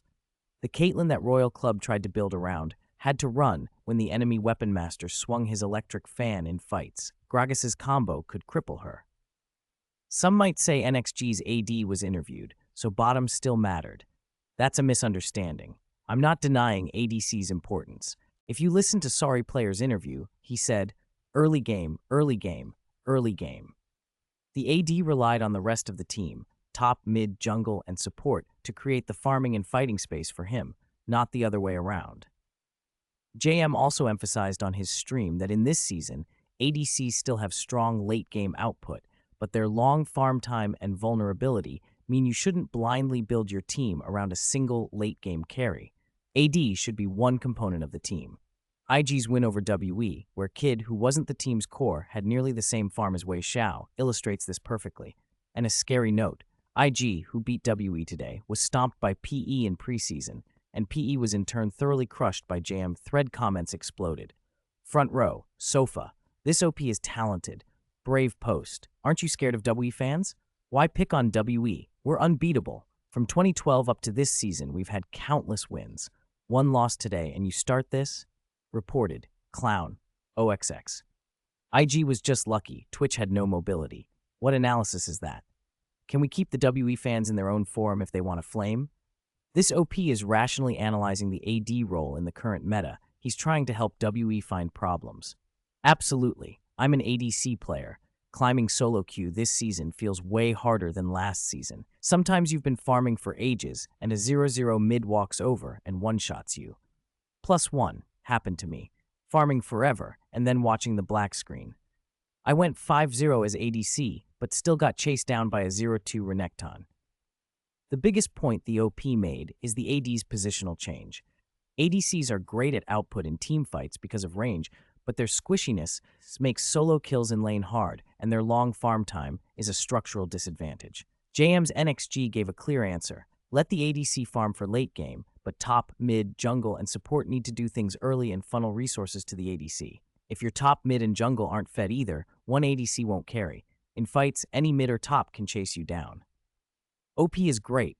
Do a live text broadcast next time. Want more of this insight? I'm new to the game. My friend told me to play ADC. Is it too late to switch to mid-top jungle? Funny. Brother, what the league needs most right now is supports. Pick support in ranked, and we'll call you Godfather. Chapter 88. Change is good. Posting to point out Wee's problems. That's how you vent your anger? Ban Yujie asked curiously, leaning over after finishing washing up. Lin Fei hummed. I'm not attacking we. I actually like Wei Xiao. I'm aiming at those blind fan groups. The meta's changed so much. ADC isn't dominant anymore, yet they still insist Wei Xiao is unbeatable. They act like top getting first blood guarantees the game. JM said the same thing when he topped the national server on stream. NXG's creation and their win streak are living proof. It's getting ridiculous. If the club lets those fanatics steer things, you'll see we collapse so badly they'll barely recognize themselves. They love shouting that first blood seals the win and bottom is invincible.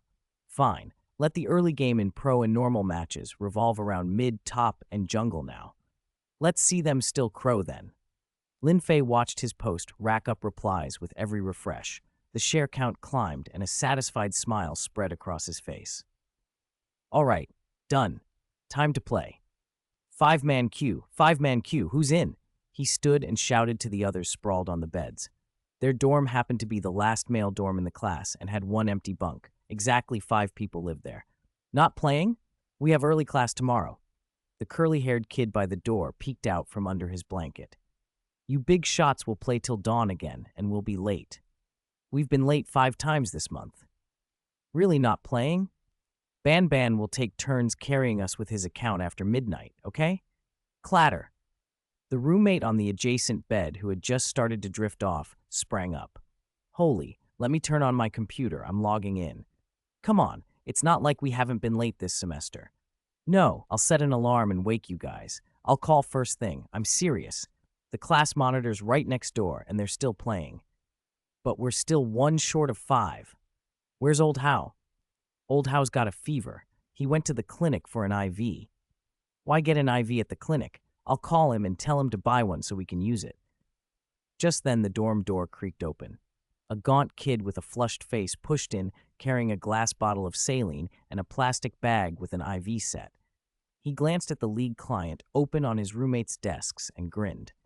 Knew you guys would still be playing. How can a 5-man queue happen without me? Old Lin, your mom's a nurse. You're basically trained. Give me the needle. All right, no problem. One joked, another moved. They grabbed disinfectant and got to work. Hey, your technique's better than that guy at the clinic. Ouch, don't move. I've not taped it yet. You'll burst the vein. Sk, this IV bottle doesn't hang right. Need a plan. How about I clamp it between my legs? I'll play on the bed. You just secure it. The curly-haired kid on the upper bunk offered. Lin Fei measured the distance and said, Perfect. Then what are we waiting for? Log in, let's fight on Summoner's Rift. Jungler, come help gank top. I can't hold much longer. Don't feed too much. My tier of the goddess isn't stacked yet. Lin Guapi, just farm, okay? Ming said ADCs should farm in the early game. We'll carry the rhythm. Old Zhang, if you play Master Yi next time, take teleport so you can split push when we're behind. Protect Ban. Protect Ban. It's fine. I'll heal him. I can restore his health. Ban Yuja focused on his screen. After killing the enemy carry and closing a team fight, he glanced over and cursed, What the hell, Sona's heal. Who's healing with that IV line? Lin Fei, what kind of needle did you stick? No idea. Old House Sona didn't think he'd be that overzealous. NXG base, 3rd floor office. The first gust has finally started blowing. Jiang Ming smiled as he scrolled through the league forum discussions about the first day of LPL matches and the shifting status of ADCs. He'd been watching the chatter about NXG's tactics and IG relying on top, mid, and jungle to beat Wii. That was exactly what he wanted.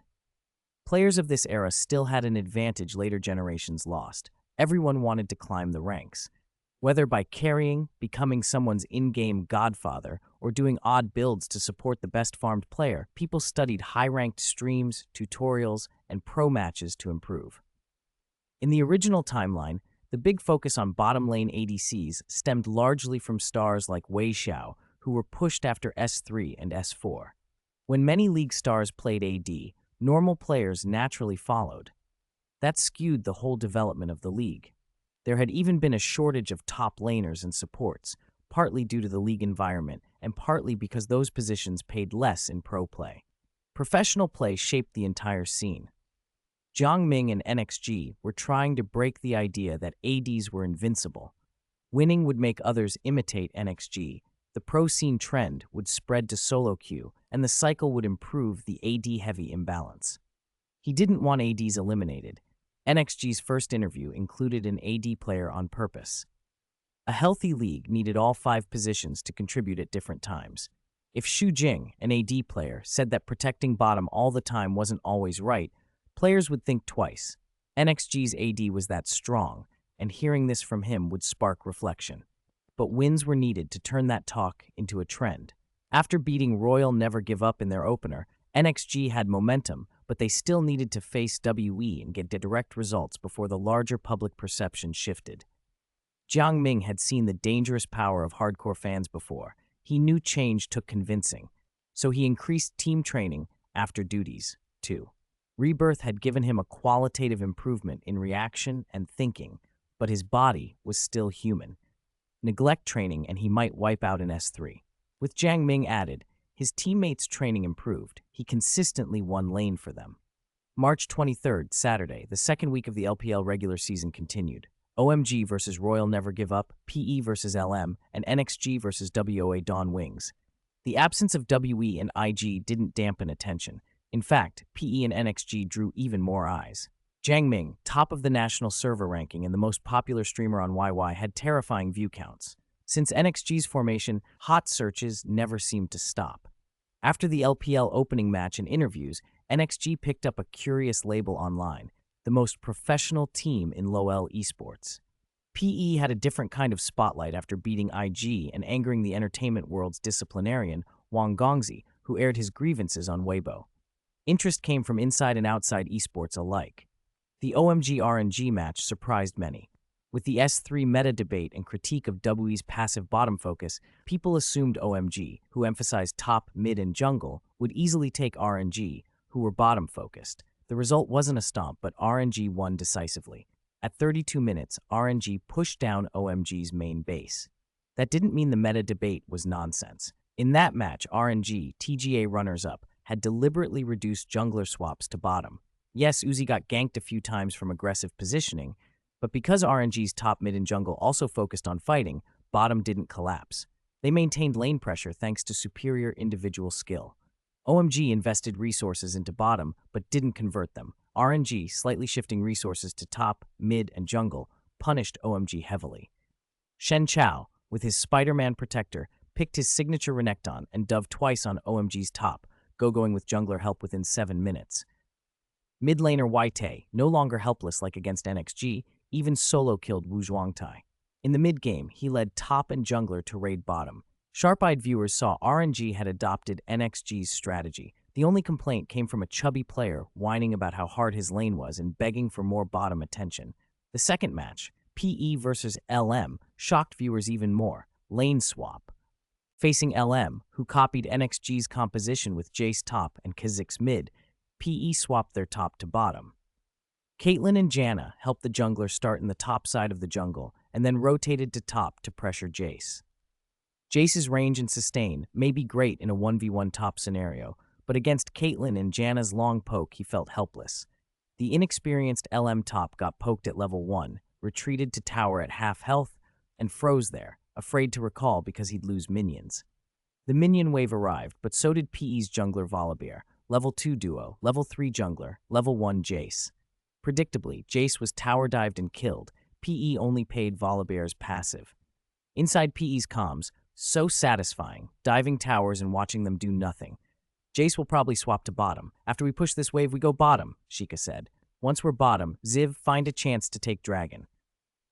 You're learning NXG's style fast, Aluka laughed in the voice channel. Today I'm going to cure Jace players of their internet addiction. Sheikah shrugged. This is just the start. Minion wave control, timing swaps, vision work, these require long training. LM's straightforward players didn't help them either. When Jace finally swapped bottom hoping to redeem himself, he was met by PE's mid, jungle, and bottom in a super double gank.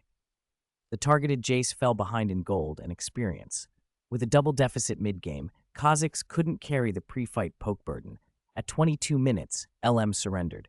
Nobody expected a team using NXG's composition against a team imitating NXG's playstyle to end so dramatically. The third match, NXG versus WOA Dawn Wings, drew record viewership. When NXG's jerseys with Yuchin Snacks and YY Live logos flashed on stream, Sponsors who'd been tracking the team couldn't sit still. Can't wait any longer. Contact NXG proactively, some brands urged. Chapter 89. Sponsors Come Knocking. Yuchin Food, General Manager's Office. The sight at the desk would have dropped every employee's jaw. It wasn't a melodramatic office romance scandal. It was much stranger. Their general manager, Yu, a man in his 40s who had struck out on his own at 15 and built a snack company, was watching a game live stream on his computer. It's a shame. WOA Dawn Wings still couldn't put up any real resistance against NXG. Under JM's leadership, NXG has just crushed them again, the commentator said over the speakers, regretful and awed at once. Mr. Yu didn't blink. He followed the camera's pans from red to white jerseys as if tracking a game plan. The four big characters, Yuchin Food, on the sleeve stood out in every shot. The TGA livestream's peak viewers flashed nearly 10 million. He smiled and didn't let the smile drop for a moment. Massive exposure with zero extra investment, he said aloud. Sponsoring this young team was the right call. Last year, he'd gone to Jinling University to visit an old friend and, out of goodwill, had given a college student a small supply of snacks and a 200,000 yuan sponsorship to help start an online store and a fledgling esports team. He hadn't expected anything more than a friendly gesture. 1 year later, that student, Jiang Ming, had turned that goodwill into gold, the highest single-month snack sales among their second-tier distributors, and a team whose matches generated the kind of exposure that witty TV campaigns often failed to deliver. Weekly livestream mentions, hundreds of thousands of live viewers, thousands more via replays and match highlights. Every time NXG stepped on camera, the Yuchin logo on their sleeve got huge, repeated exposure. Compared to scattershot TV ads that bleed budget with little return, this was targeted advertising directly to the snack-buying demographic, young people. If only the logo could be moved to the chest, Mr. Yu mused, it would be even better. From the moment NXG's live streams took off and their online store sales spiked, Mr. Yu immersed himself in esports knowledge. He knew enough to understand the trajectory. Regular season, playoffs, worlds. With each win, attention grows, and as NXG kept dominating teams at their level, corporate eyes sharpened. Tencent's massive push for the LPL had already begun to pay off. Live viewership on TGA and YY was rising, and businesses were sniffing opportunity. It wasn't only gaming peripherals, mice, keyboards, chairs, showing up. Snack brands like Dolly Garden, Oreo, and Three Squirrels were also approaching LPL teams with sponsorship pitches. The old stigma, gaming equals addiction, equals irresponsible youth, was still a barrier for many, but NXG's image was different. The team was clean, disciplined, well-managed, and fronted by a 19-year-old entrepreneur from Jinling University. That pedigree neutralized old prejudices. If you said they were an idol group, people would believe it. Still, the arm placement's too small, Mr. Yu muttered, and not prominent enough. The chest would be perfect. March 24th, Jinling City, Chixia District. NXG Esports Club. Around noon, 3 suits arrived together at the main gate, representatives from Dolly Garden, Pam Pam Food, and 3 Squirrels. They greeted each other with polite smiles. "It seems we're all here for the same thing," the Dolly Garden rep said. "Looks that way," the 3 Squirrels man replied. "Shall we go in together?" They laughed. There wasn't much direct competition at this stage. The current jerseys had plenty of blank space. Unless someone wanted exclusive naming rights, there was room for everyone. Credit to Yuchin's manager. Bold move, the Pam Pam rep said. They really dared to back esports when most companies wouldn't touch it. "That's true," the 3 Squirrels rep said. "My friend at Jinling said Yuchin only supplied low-cost samples to JM at the start, floss cakes and similar items, just as a favor. Who'd have guessed it would turn into this?" Who indeed? While other teams were still in dingy internet cafes, eating instant noodles and living in cramped quarters, NXG had rented a 3-story building and built a professional image. The sponsors admitted they felt like they were visiting a football club. "Looks like there's someone greeting us," one said as they approached the gate. Lin Jingyi stood there in a black suit, smiling. Facing a group of potential sugar daddies, she practically beamed. "Hello, gentlemen. Welcome to NXG Esports Club. I'm the club manager, Lin Jingyi. Call me Shaolin." No one guessed this poised, composed manager was only a third-year university student. I'm sorry, but Mr. Yu is in a meeting with clients who arrived this morning and can't step away. How about I give you a tour of the club first? Someone else beat us here? The three men exchanged quick glances, curiosity sparking, but immediately set aside. That'll be great. We're curious how an esports club operates. Lin Jingyi led them toward the team vehicle, a modified Wuling van proudly bearing NXG insignia. This handles daily material runs and transports players to competitions. For now, it also serves as our office vehicle. No exaggeration, she added, relaying Jiang Ming's instructions. The domestic esports scene in 2013 was still developing. NXG had advantages, but funds were limited. Honesty would win trust more than hyperbole. Still, the club's organizational structure was solid. It's custom, the Dolly Garden rep admired. Yuzong has vision, one of them said, rubbing the hood. It was spotless. NXG cared about image. That van needs permits to carry people, right? The Three Squirrels man asked. We've invited a law professor from Jinling University as our consultant, Lin Jingyi said crisply. We've prepped systems for any legal issues. Invoking Jinling University's name carried weight. It sent a message. NXG wasn't just a couple of kids in a basement. They had institutional support. The implication was clear. Don't try to bully them. Lin opened the sliding door. Inside were some self-made NXG merch and a neat setup. She then pointed to a tidy courtyard behind the gate. This is where our players do morning exercises and daily activities. Morning exercises? The Three Squirrels rep asked, puzzled. Aren't esports players supposed to train at computers? In Mr. Yu's philosophy, Lin explained, physical fitness is part of an esports player's duty. This area helps maintain health, regulate mind and body, and boost competitive condition. When funding allows, we'll add dedicated fitness areas and a player health management department. Impressive, the Pam Pam rep admitted. This wasn't just slick talk. NXG had substance. Lin led them into the base. The first floor is living and working space. Left is the kitchen and dining area. Behind the glass door on the right is the training room. Can we look in? One of the sponsors asked. Through the glass, 5 young players sat at computers, heads bent in discussion. Voices were muted by the room. I'm sorry, Lin said. They're having a tactical meeting right now. It's confidential, so we can't disturb them. No problem, they chorused. If you'd told them a year ago that gaming required tactical meetings, they'd have laughed. But NXG's dominance made the picture clear. This was professional sport, and they were seeing it firsthand. Standing at the glass, the sponsors took in the focused setup and the clean, purposeful atmosphere. Chapter 90. Find out more about the PPT pie in the sky. Let's go up to the second floor now. Lin Jingyi led the way, then turned back on the stairs to apologize. I'm sorry. Our NXG club has limited resources at the moment, and there's no elevator. I apologize for the inconvenience. Ah, the playing poor move. The 3 sponsor representatives smiled wryly. Young people these days were sharp. Limited resources. No elevator. Basically, the more sponsors, the better. Still, despite the hint of self-deprecation, the NXG club had made a good impression. There was no showy self-promotion, nor the hollow humility some teams put on when courting sponsors. It felt genuine, as if they were simply showing their real selves. And the club could back it up. From the team vehicle parked outside to the player management philosophy, the neat first-floor living area, the standardized training room, the daily schedule posted on the wall, and the clearly defined team rules. It was small but complete, just like the Jinling University teachers had remarked when they visited. They climbed slowly to the second floor.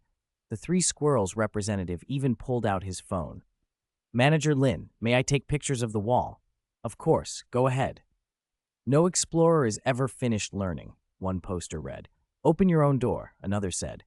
Better to make a mistake than to do nothing at all. People reach the peak and sometimes fall into valleys, but I hope both benefit you. Only by conquering yourself can you overcome everything. Only by uniting can you win the final victory. League of Legends posters lined the wall, but what caught the 3 Squirrels rep's eye were the motivational slogans. He recognized the first, Master Yi's line about humility. He didn't know the others, but he could see the culture the club was trying to build. Humility, perseverance, courage, unity. Knowledge always shines if it has a stage, the Pam Pam rep murmured, snapping a couple of photos for his research. No wonder NXG had attracted so much attention online in such a short time. The second floor was the players' dorms. Lin Jingyi had given the team advance notice about sponsor visits, so it wasn't an invasion of privacy. The rooms were clean and orderly. Beds weren't folded into military crisps, but everything was neat, sheets smooth and smelling faintly of detergent. There was no odd odor, and nothing suggested a last-minute tidy-up. The dorms clearly kept to this standard regularly. On the third floor, while Lin Jingyi showed the sponsors around, Jiang Ming was negotiating esports peripherals for NXG. Through Tencent's matchmaking, NXG had landed its biggest sponsor yet, Logitech. They'd captured the first slice of traffic that Tencent was building around the domestic LPL. Even WE, with its World Championship pedigree, had to fall behind them in this moment of attention. Some players might ask, shouldn't honor come first in esports? Why did a newly formed team like NXG get sponsorship? Performance matters, of course, but it's only part of a club's commercial value. Clubs are evaluated on traffic, exposure, reputation, image, and potential. NXG didn't have a championship yet, but everyone could see their potential. Tencent's heavy promotion of the LPL, the online hype around NXG, plus Jiang Ming's image management. Imagine being a company. Could you refuse a partner with massive exposure, perfect product alignment, solid team image, and a reasonable chance at competitive success? $770,000. That was Logitech's one-year offer. The contract included a core advertising spot on team uniforms, Logitech exclusivity on peripherals, and renewal priority after the year. Too low? Too demanding? Not at all. By 2013 standards, this was an astonishingly generous sponsorship, the kind of dad-level money most esports clubs could only dream of. Logitech would also supply competitive-grade peripherals for training and matches. Logitech's market instincts were spot on. A fast-growing League of Legends scene, heavy Tencent push, and a team that had captured public attention. This was the right moment to move. Another peripheral company had offered just over 100,000, 4 to 5 times less. Jiang Ming signed the contract without hesitation. In the current domestic environment, it was unlikely another brand would top Logitech's offer. Brands like Allah were already backing Royal Never Give Up, so they weren't coming after NXG. The huge surge in sponsorship fees after 2014 was a future problem. For now, NXG would accept sensible deals without locking into long-term contracts, leaving room to renegotiate once the team's value grew. Jiang Ming also privately owed a thank you to Wang Gongzi. Without Wang calling out NXG on Weibo, Logitech might not have come knocking so quickly. He'd need to repay that favor. Wang liked esports, after all. Maybe he could start by supporting IG, or by offering a friendly price later for a couple of players or management roles. With money, he could push a youth training program and then build out club management and coaching staff. Then I wish us pleasant cooperation. Jiang Ming rose as the Logitech representative arrived downstairs, only to find the Snack 3 Musketeers emerging from their tour at the same time. Logitech's here, one of them said. They moved fast. The 3 snack reps, Dolly Garden, Pam Pam, and 3 Squirrels, exchanged looks. They'd thought they'd overestimated Jiang Ming, but clearly not. None of those food brands could match Logitech's market value. 3 Squirrels, just getting started itself, would find it harder to secure prime placement if their offers were too low in the coming negotiations. Sorry to keep you waiting. Shall we go to the office to talk? Jiang Ming said, hurrying back down to meet them. The sponsorship negotiation divider. 110,000, 130,000, 150,000. Snack sponsorship offers were much lower than peripheral manufacturers like Logitech. The markets simply aligned differently, but that was expected. Snack brands had inherent limits. These 3 companies had followed Yuchen to sponsor NXG, largely because their online store sales were skyrocketing and because snacks and youth culture paired well. One day, NXG had already pulled in millions in sponsorship commitments, an astronomical sum for LPL clubs at that stage. How did investing in an esports club suddenly become so profitable? It wasn't luck alone. It was the result of Jiang Ming's steady work since his rebirth. Rising to top rank in Season 2, streaming on YY, making tutorial videos to build popularity, getting university entrepreneurship support to open an online store and earn his first pot of gold. and then riding Tencent's League of Legends push to launch a team. After founding the team, he orchestrated waves of exposure, refined a forward-thinking management model, and thanks to a bit of luck with a Weibo mention, everything came together. With money, he could prioritize youth training systems and develop club management and coaching talent. One more thing, Jiang Ming beamed at the three benefactors. We've basically wrapped up sponsorship talks. Would you be interested in another plan of mine? Another plan? Is it still about NXG? Oh, our sponsorship quota for this quarter is already full. The three reacted differently. Dolly Garden curious, Pam Pam and Three Squirrels a little hesitant. No, this is about monetizing esports traffic, inviting you snack companies to partner with a retail project. He stood, walked to the desk, and turned the laptop around to show a PPT he'd prepared. Jiang Ming, of course, was ready to play the PPT expert. The title flashed, JM Food Moment. Are you planning a snack chain? The reps guessed quickly. Online and offline stores, he said. Affordable, cheap snacks, factory direct sales. In short, Jiang Ming planned a retail chain selling various snacks and wanted the three snack groups to supply product and join his distribution network. The store would handle long-term brand marketing and product sales. It was the first step in his plan to monetize the enormous youth traffic he controlled. Snack chains already had precedents, Bai Kaowei, Liangpin Puzi, and even Three Squirrels to a degree, so the model wasn't new, but he saw a huge market, post-90s consumers, higher incomes, and stronger demands for better quality, varied, and convenient snacks. College students, especially college girls, were a prime customer base. Expanding across the university towns in Jinling City could be massive. He had the connections and the popularity, the two biggest hurdles for offline stores. All he needed was a stable supply chain. The core profit in snack chains came from bulk, higher-margin items, but competitiveness relied on affordable, popular snacks and beverages. Direct supply relationships with manufacturers at factory prices were critical. There's no problem with supply, the Dolly Garden rep said, smiling. Actually, we were going to ask if you'd list our products in your online store. Pam Pam and Three Squirrels nodded. A snack chain wouldn't conflict with their existing channels. It would be a guaranteed sales partner. Thank you, Jiang Ming said, pleasantly surprised. He pressed on. Initially, I'll focus on university towns. This year, I plan to open at least 5 stores, online and offline. If any of you know other snack manufacturers interested in collaborating, please introduce them. Chapter 91. He gave too much. Never mind whether they could actually open 5 offline stores this year. With the PPT clicker in hand, he would paint the grand picture first. For the 3 snack company representatives, agreeing cost them nothing. Their products were meant to be sold anyway. The only question was whether they reached consumers through a distributor, a supermarket, or a small retail chain. A snack chain brand is simple in concept but hard in practice. Without strong brand building and market competitiveness, a snack chain can open and fail overnight. Slim margins mean profits aren't high. If foot traffic doesn't pick up, operating costs will quickly overwhelm the business. When a capital chain problem appears, it's obvious what that means for an investor. But the 3 reps didn't seem worried about that with this young boss, Jiang Ming. Hundreds of thousands of fans from his live streams, plus a flourishing esports team, gave him a very stable youth-oriented fan base. The initial brand-building phase wouldn't lack foot traffic. With customers guaranteed, issues like supply chain, personnel, and operating costs suddenly didn't look insurmountable. If he really lacked money, people would even line up to invest.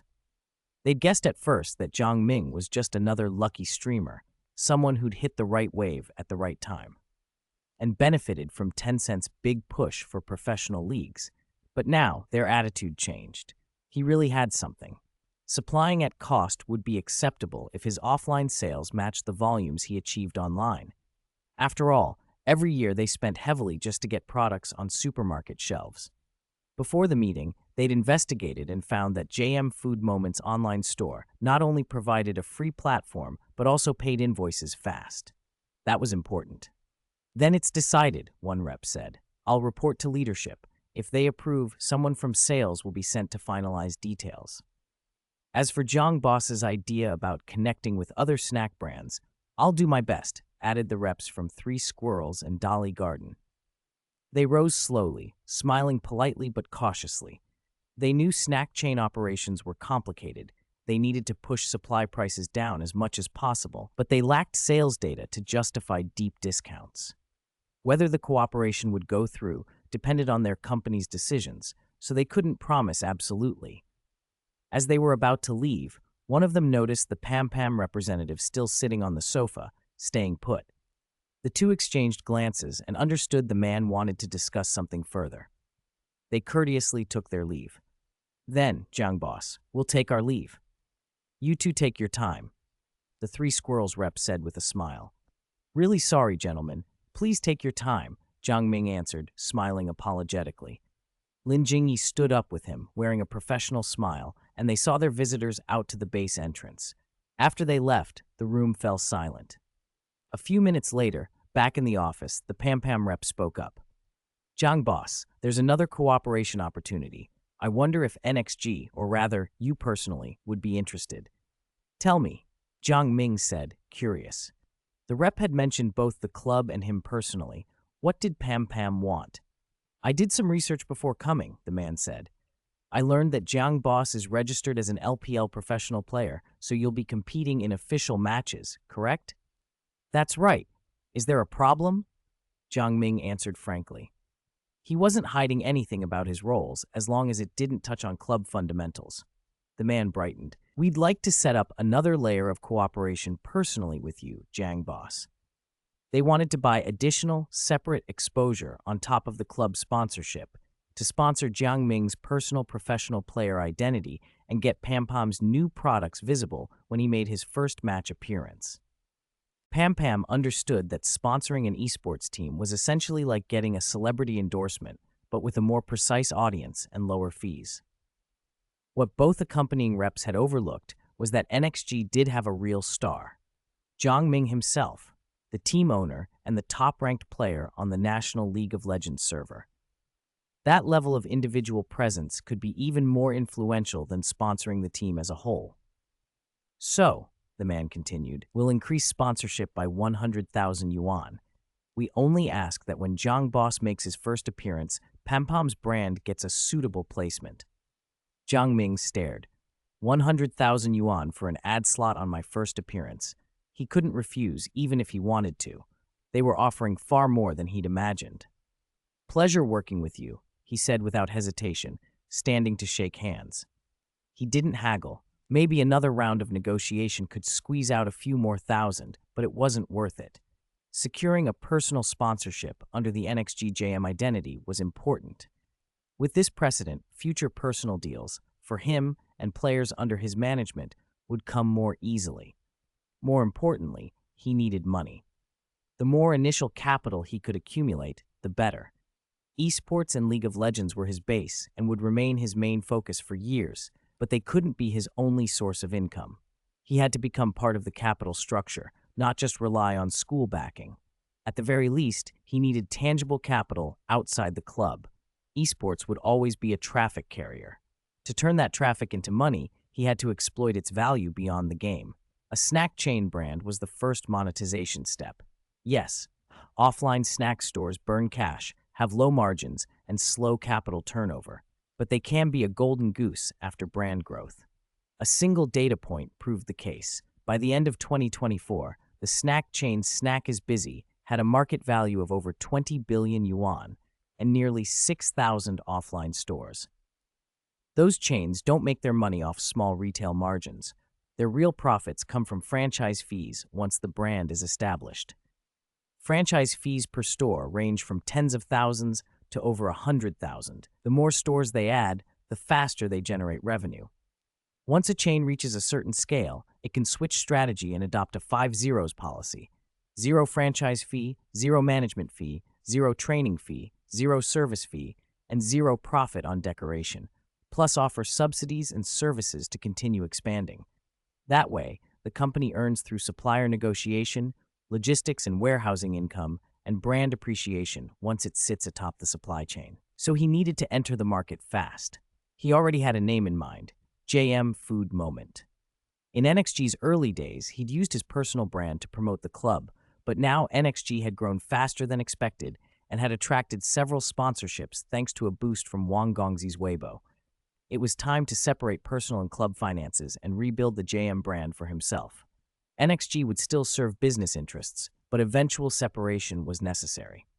All that, however, was for later.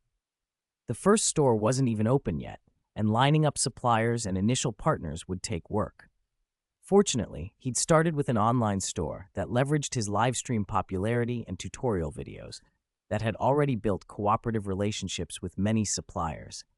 Implementation was mostly a matter of time. That explained why the snack chain was his initial play.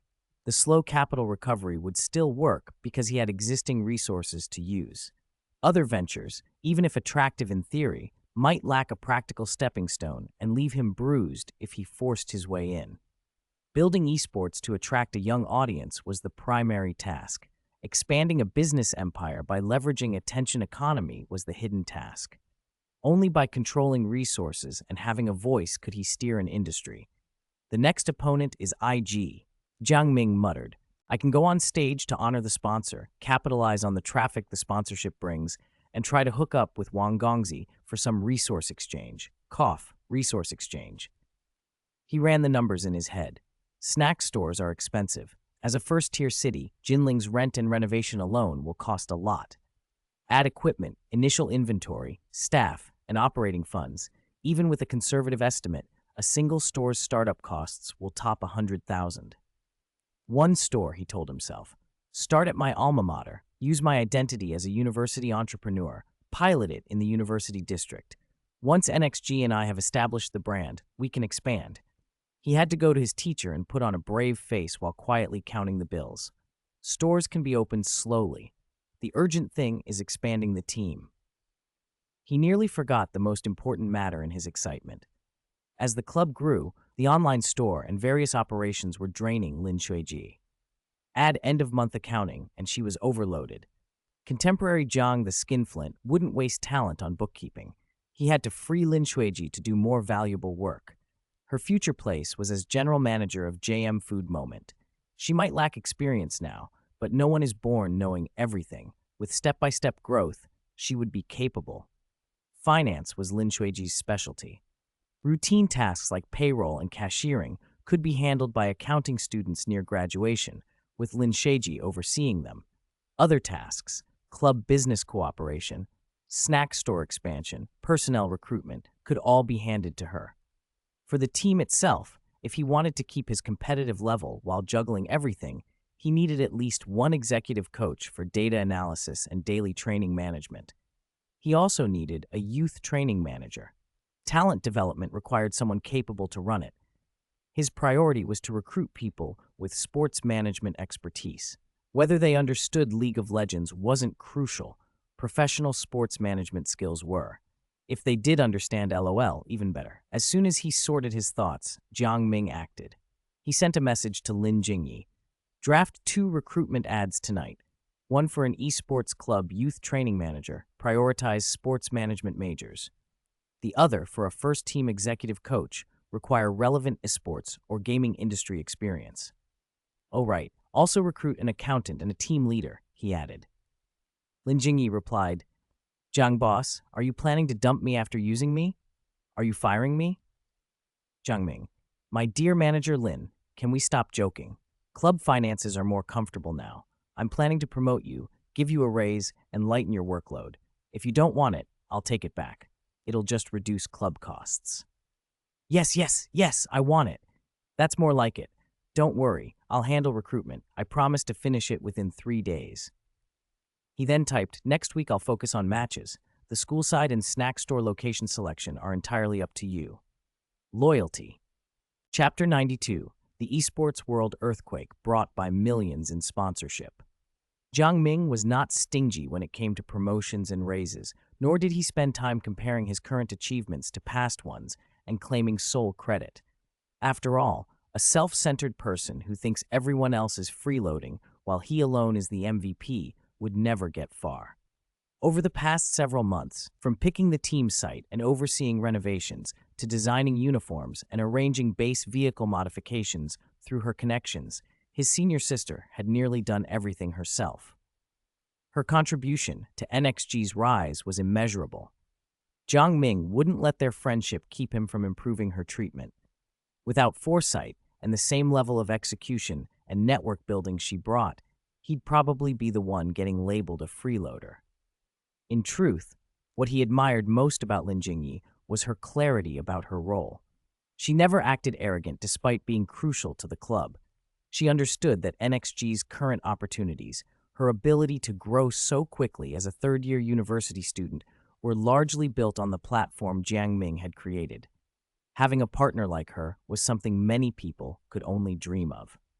Kaixin Internet Cafe, Zhujiang Road. Ever since the owner agreed to a suggestion from regulars to broadcast matches and high-level ranked games on the 100-inch screen in the center of the cafe, daily traffic had exploded.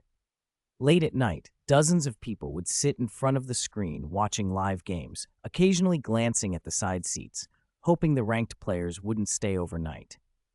Around the cafe, aside from a few PCs showing chat, sniper duels in Crossfire, and QQ speed, most screens displayed Summoner's Rift. Teamfight, stop split pushing. Are you all bottom lane? Prioritize Baron. Go bottom. 4-man gank, get the kills, take the towers, then the dragon, push the Nexus. Economy lead, good items, the enemy caves and surrenders. Haha, nice line, I'll try one. Get kills, take towers, take the dragon, control the jungle, push the Nexus, and reign supreme. Brilliant. Hey bro, in my queue, we're matched. Oh yeah, I'm Lord Arrogant, what can you do to me? I'm running Master Yi. What? Gank bottom? No way. JM already said ADCs just farm early. Top and mid are our carries, we'll crush them and then help bottom. Stay safe, don't die. Buy wards. If you don't ward before a team fight, you can't see their plays, got it? Minions, how many times have I said it? Clear waves before a team fight, leaving them is wasting gold. Pushing them to the enemy is a loss for them. Support, hurry. Mid, top, and jungle are tough. Let the AD lane fend for himself. We'll funnel resources mid-game. The influence of professional play had seeped into casual ranked games. If NXG had only been marginally better, it wouldn't have mattered much. But their continuous dominant wins against teams of the same tier inspired admiration among ordinary players. A few friends who climbed 1 or even 2 divisions by imitating JM and NXG's style started the multiplier effect. From a handful to a group, and then across the whole server, players began talking about macro and minion waves, and adopting slogans like Team First and Climb First. Many didn't fully grasp the deeper concepts, but that didn't stop them from copying NXG's play. Most players aren't prodigies. Give them a channel for improvement through practice and effort, and they'll take it. Being an NXG fan also became strangely prestigious. Once, admitting esports as a hobby could embarrass you, especially in mixed company. Now the 6 NXG players were practically celebrities. Top students from Jinling University, incredibly strong and good-looking. It made talking about gaming easier. Jiang Ming had never imagined his plan to change the LPL environment would start in low-tier ranked games. The idea of the LPL becoming an operational region seemed ridiculous. Until now. Holy moly, check Penguin News, someone suddenly shouted from a corner of the cafe. Penguin News? People asked, curious. There weren't any big matches that day. Was JM and NXG up to something again? The next moments filled the cafe with shocked exclamations. Screens refreshed, phones pinged, and message windows lit up. Holy cow! What the heck? Is this real or fake? 1 million? Are you kidding? Penguin Esports top article blared. Esports Circle's 2013 Mega Bomb sets new high for League of Legends commercial sponsorship. Logitech, Dolly Garden, Pampom, and 3 Squirrels provide NXG with million yuan naming rights. It is reported that the NXG Electronic Sports Club in the League of Legends Professional League has reached cooperation with multiple commercial enterprises. Internal sources reveal the total sponsorship amount is as high as several million yuan. The headline writer had an eye for sensationalism. Sponsorships of different scales were lumped together and sloppily labeled as naming rights. But the hook was the phrase million yuan sponsorship. That was enough to get people talking. False advertising. A gaming team getting $1 million? Come on.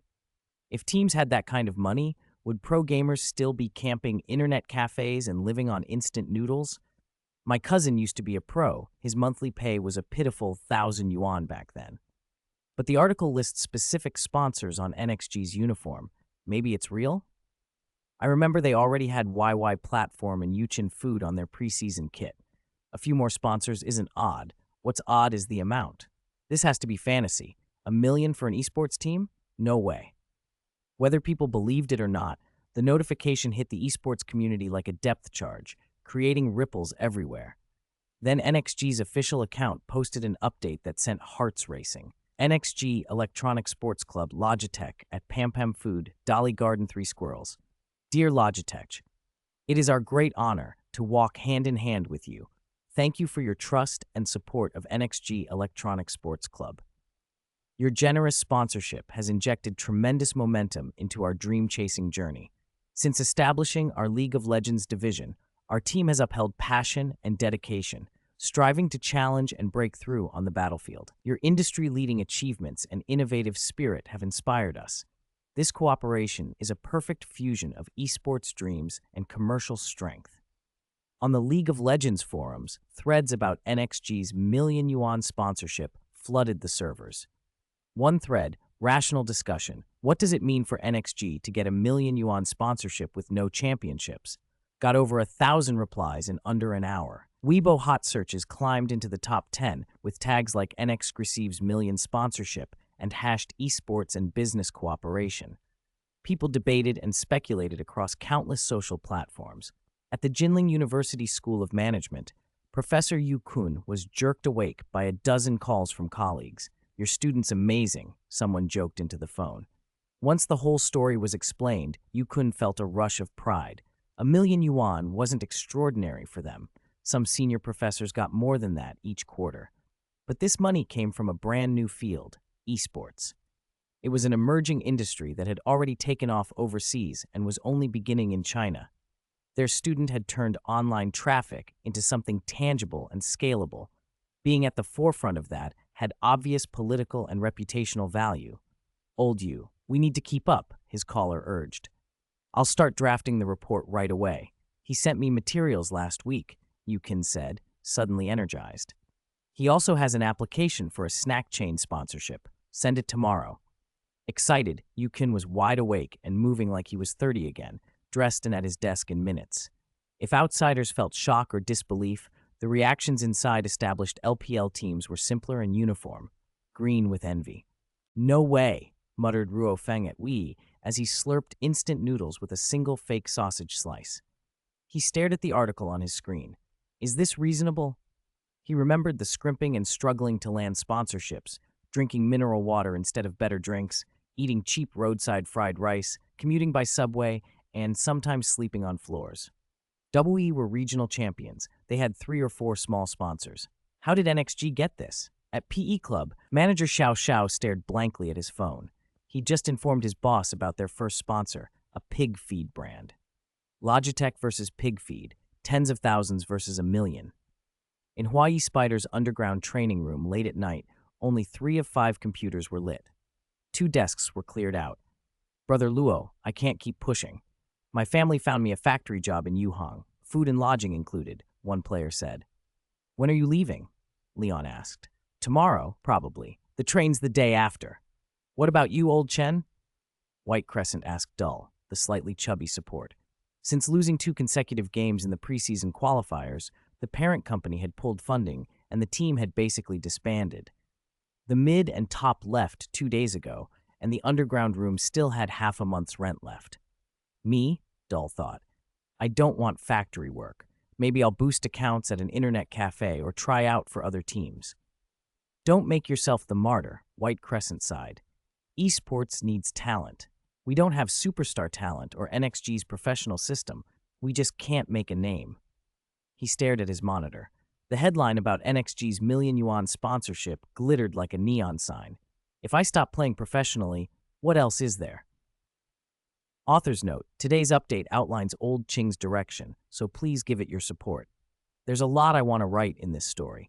Matches, coaching, behind-the-scenes reactions, and business developments. And it's hard to satisfy everyone at once.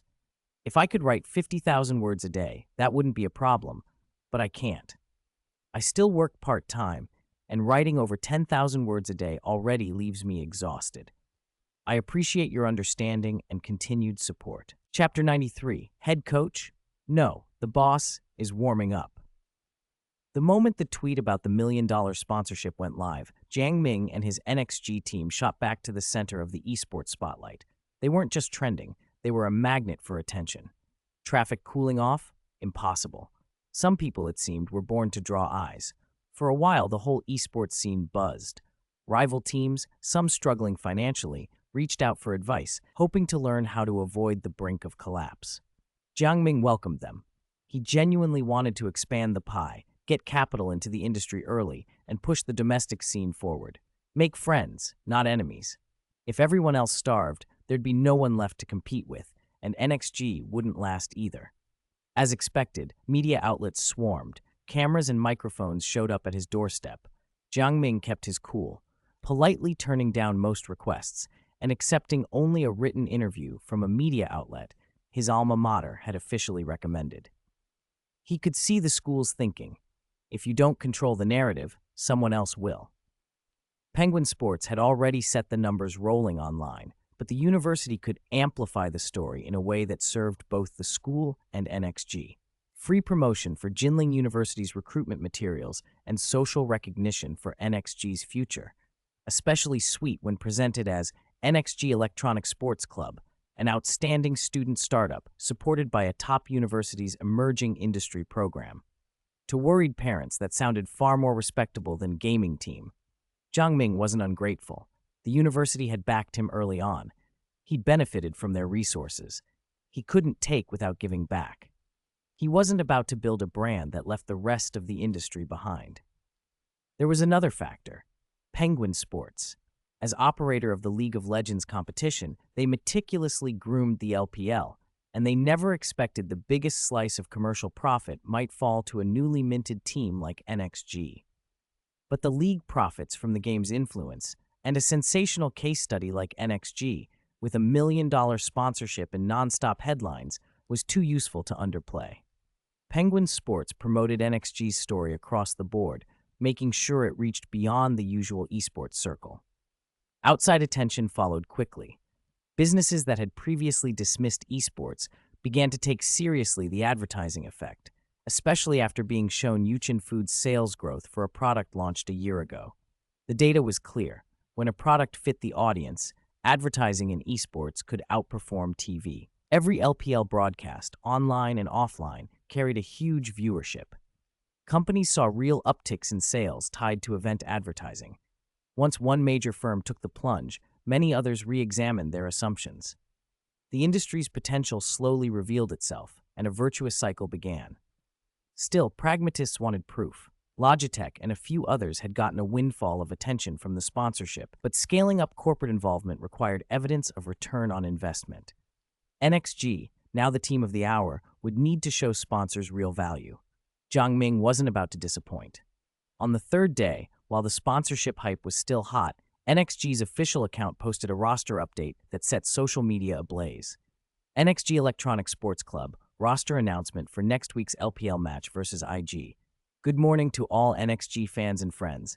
Next week we face IG. To field our best lineup and showcase our strength, after comprehensive evaluation by the coaching staff, we are making the following roster adjustments for the match. Team members: Top, NXG, Norsha, Yan. Jungle, NXG, Sti, JM, Jamming. AD Carry, NXG. Support, NXG, Yihan. Head Coach, JM, Jiangming. Team Leader, Chen Muxin. In a single day, the efficient Lin Shuiji had recruited a senior student with the looks and poise to take on team leader duties. Since the club's commercial branch was still getting off the ground, Lin Jingyi decided not to hire externally as team manager. She would keep the role for now.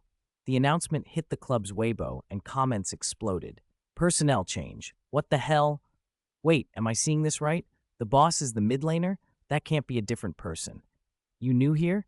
JM is a pro player. Fun fact, JM is #1 on our national server ladder. Another fun fact, like half the league players watched JM's beginner tutorials. At last, the head coach warm-up match is here. JM finally decided to play in LPL after months? Is this a sponsorship stunt? Ahem, I didn't want to, but they paid too much. Let's buy tickets. I'm watching JM next week. Screenshot. I already snagged a ticket with 20 years of one-hand speed. What the hell? Tickets sold out in minutes. Tickets disappeared faster than for any match since the LPL's preseason. The hashtag head coach, boss takes off suit and plays in person, rocketed across platforms. Rivals were left slack-jawed. One day $1 million sponsorship, the next day the boss is lining up as mid-laner and head coach. NXG really pulled out every trick to protect sponsors' investments. Traffic, traffic, traffic. I won't let any sponsor of NXG lose money, Jiang Ming had said. And by the looks of it, sponsors were getting their traffic. Then the evening brought another viral moment. On Sina Weibo, Wang Gongzi posted to JM, Wang Gongzi, IG, bro, what's this? Don't we have history? If you want to play, pick another team. YIG.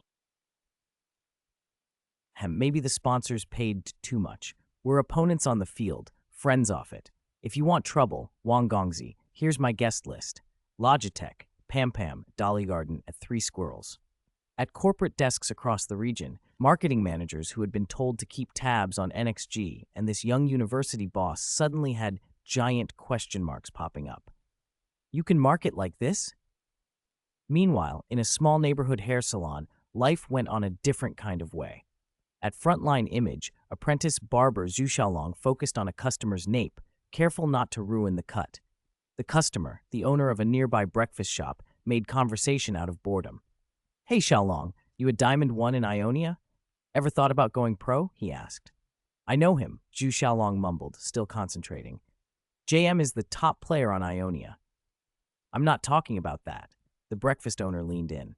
Haven't you seen the news? JM founded NXG, 2 weeks into the LPL, and they've got $1 million sponsorship. Jinling University backed them too. They were on the provincial news. Zhu continued trimming. He'd left school early, learned a trade, and prized the steady life, food, lodging, and a 600 yuan monthly wage. Diamond's not enough to go pro, he said flatly when asked. I mean, I'm serious, the customer said. Professional gamers get room and board and base salaries of 2,000 to 3,000. Then there's sponsorship and endorsements. Looks like a real future. You're strong. Your jungler's got talent. You should try. Isn't that better than a lifetime of saving to open a tiny shop? Chimed in another customer, nudging the conversation along. Zhu's hands paused. He remembered watching the LPL in the shop last week. The roar of the crowd, the intensity of team fights, something the hours of hairdressing hadn't given him. Twilight seeped through the glass door. The clippings on the floor crackled under his feet as he swept them aside, and finally he spoke with a quiet resolve. I want to give it a try. Go, the breakfast owner said, thrilled. If it doesn't work out, come back and I'll hire you. Awesome, the others cheered. When you make it, we can say we duo-queued with a pro. They laughed and teased, but Zhu felt it, a decision made. The idea of swapping the scissors for training felt like a gamble worth taking. P.S. Zhu Xiaolong originally plays jungle. Chapter 94. Brother, I want it too. Haji Chang, hurry up. Are you really planning to guard the base? March 30th, LPL Regular Season Week 3. The NXG players on their way to the match venue were boarding the team bus. Song Yuan stuck his head out and called after the mid laner, who was going back up to the second floor to grab his player card. Actually, today, it should have been the substitute mid. Coach and owner Jiang Ming was getting everything ready for the match, and Wu Jiqiang, who'd been assuming his job as a substitute meant he could just stay at the base, had forgotten something. Song Yuan teased him. Haji Qiang, you idiot, you grabbed that unlucky ticket. If you stay at the base, it'll be a bad omen. Even if you're just a mascot, you have to come. Wu Jiqiang didn't make them wait long. He sprinted up, grabbed his things, and was back on the bus in under 2 minutes. Buckle up, let's go. Zhou Shu, behind the wheel, laughed and shifted gears. In the months since he joined NXG, his pay had been steady, his board and lodging taken care of, and the food was good.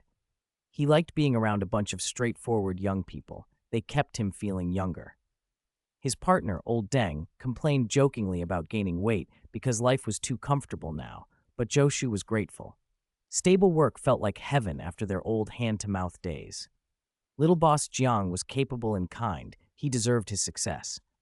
Boss Jiang, I'm sorry. The player card thing is my fault, Chen Muxin, who'd recently become NXG's team leader, said on the way. As team leader, a player showing up without his card felt like a lapse in her duty. It's fine. Jiang Ming, wearing the NXG uniform, raised a hand and cut her off. Didn't I tell you when we signed you that you'd have a match week to get used to running an esports club? This week, as long as you don't make any major mistakes, you won't be blamed. Jiang Ming was learning how to be a good leader. People grow in stages. Being strict from day one didn't help. He wanted to build a people-first culture at NXG, competitive but fair, something he'd picked up from professors and industry mentors. He wasn't interested in the harsh wolf culture myth. He wanted practical, humane management. Heh, relax. Lin Jingyi beside Chen Muxin chuckled. When I first started, I felt the same. If I'd been that tense all the time, I'd have been fired. Chen Muxin looked at Jiang Ming and Lin Jingyi, who chatted like old friends in the middle of the bus, and reminded herself she still had a lot to learn. She was a top grad from Jinling University and a bit of a perfectionist. She pushed herself hard. An hour later, the bus pulled into the LPL match venue in Taikang Industrial Park. Thanks to the buzz Jiang Ming had stirred up online a few days earlier, the crowd today could only be described as a sea of people. Tickets were sold out, but the league had added hundreds of extra seats in corridors on the second floor and near the stage, trying to accommodate the overflow. Having over 2,000, almost 3,000 fans live was something the LPL hadn't expected. Months before the league's launch, they'd even planned buses to bring fans who had transportation issues. How times had changed. Now the venue was scrambling because they didn't have enough seats. Wow! NXG! NXG! Look over here. Work hard today. Sorry, you're so handsome. Norsha, play Rumble, please. The bus pulled into the reserved team parking. It looked roomy, mainly because most clubs no longer bring full team buses anymore. Chen Muxin, professional and composed despite the morning hiccup, reminded everyone as they stepped out, straighten your clothes and check each other. There are a lot of fans and live recordings today. Be careful with what you say and do. If a camera covers an advertiser logo, hold your bag so it shows, or hand it to Zhou Shu or me, she added. Pangran grabbed his bag and jumped out first. Whether he missed a dip in the concrete or tried to land like a pro, he wobbled twice and almost face-planted. Cameras and phones swiveled toward the team. Pang Ran made a pained face. Embarrassing, but not fatal. The crowd chuckled but didn't mock, and the rest of the team waved and posed for fans with genuine smiles. Thank you. Thanks for your support. We'll keep working hard. Jiang Ming didn't ignore the cameras either. After a brief exchange with fans, he stepped up to one of the broadcast cameras and gave a thumbs up. And to everyone watching the stream, don't forget to cheer for us. The bag. Oh, I see the team uniform under the suit. Heh, worth staying up for. JM's first outdoor stream. I'm recording. Please don't be so flashy. Charge, I want to see blood fly. Ha ha ha, check Weibo. Wang Gongzi is at the LPL venue. Wangren, you dog, using my IG to make a scene? Today I'll use money to blow you up. If IG wins today, everyone gets 1,000. Are you underestimating our little boss Wang? 10,000 each, okay? Everyone's talking about the feud between the two families. Am I the only one noticing the snack ads plastered everywhere for Ang? Let me see. Yuchin meat cake, Pam Pam bread, Dolly garden pies, 3 squirrels. Damn, I'm hungry. Only YY and Logitech look out of place among sponsors. Jiang Ming hadn't expected Wang Xikong to actually come to the venue because of a Weibo exchange, so he was genuinely surprised to see him in the IG lounge just off the backstage corridor. But thinking about it, Wang had been actively involved with IG in recent years. If he wanted to come supervise, it made sense. I'm not here to fight. You don't have to hide from me, Wang Xikong said when he saw Jiang Ming, then just pulled him into the lounge without another word. The NXG players left outside looked at one another, unsure. You guys go get ready in the lounge. I'll be there in a bit. Jiang Ming gave a helpless smile. Wang had read his personality from a few online chats and was being playfully forward. It didn't hurt to get closer to someone who might help get them tickets or favors. Let me introduce everyone. This is my esports family. Top laner PDD, jungler Shadow, mid laner Zitai, bot lane Kid, and Xiao Xiao. Jiang Ming, online ID JM, the person in charge of NXG Esports Club. Breaking free from Wang's grip, Jiang Ming introduced himself and offered a hand to the opponents. We've met a lot in ranked, but this is our first offline meetup. No, you guys, shake hands. Wang almost facepalmed. No one in the room had reacted normally. Compared to the NXG players' live bravado, they'd gone awkward in person, like their brains froze. PDD and Xiao Xiao, the emotionally savvier ones, were the first to respond, wiping their hands on their legs and giving an exaggerated two-handed shake. Shadow stayed silent, like his name suggested. Kid gave an easy chuckle. Zitai, the shy big kid, seemed tongue-tied. Jiang Ming understood. Esports pros were still seen by outsiders as internet kids. Meeting a wealthier, more academic figure in person could intimidate them. After a minute of staring, Wang Sikong pulled Jiang Ming aside and said frankly, "Brother, to be honest, I came here today for something." "Oh, what's that?" Jiang Ming played innocent. Wang hesitated, then tried to phrase it carefully. "How do I say this? I'm envious of the NXG operational model. Could IG get something similar?" He paused, a little embarrassed. "And seeing you play in matches, I want in too. I play AD, I won't die." He loved esports and didn't care what others thought, but if there was a way to make esports more accepted, why not try? Asking outright was a bit forward, though. "How about this? After the match, I'll treat you to dinner and we can talk," Jiang Ming said with a bright smile. The hook was set. Hello everyone, and welcome to our live broadcast of the 2013 League of Legends Spring Season. We're coming to you live from the LPL venue in Taikang, Suzhou. Hello everyone, I'm commentator Miller. Dressed in a black jacket and white shirt, Miller read the opening lines to camera. To his left and right sat Joker and female commentator Xiaolu. Today is the third week of the spring season. Over the past 2 weeks, 8 teams have battled hard. IG sits top of the standings at 3-0. OMG, We, Royal, and PE follow at 2-1. NXG also has 2 wins, Xiaolu said, handling the stats. NXG has played 1 fewer match than some of the other top teams. After preseason, IG's been on fire, Miller continued. They beat WE in opening, then OMG and WOA. They're definitely aiming to win today. But today's opponent isn't simple, Joker said, voice tinged with awe. He wasn't trying to jinx it. He was genuinely wary of Jiang Ming's NXG. Since preseason, they'd won every game convincingly. Their stats were through the roof.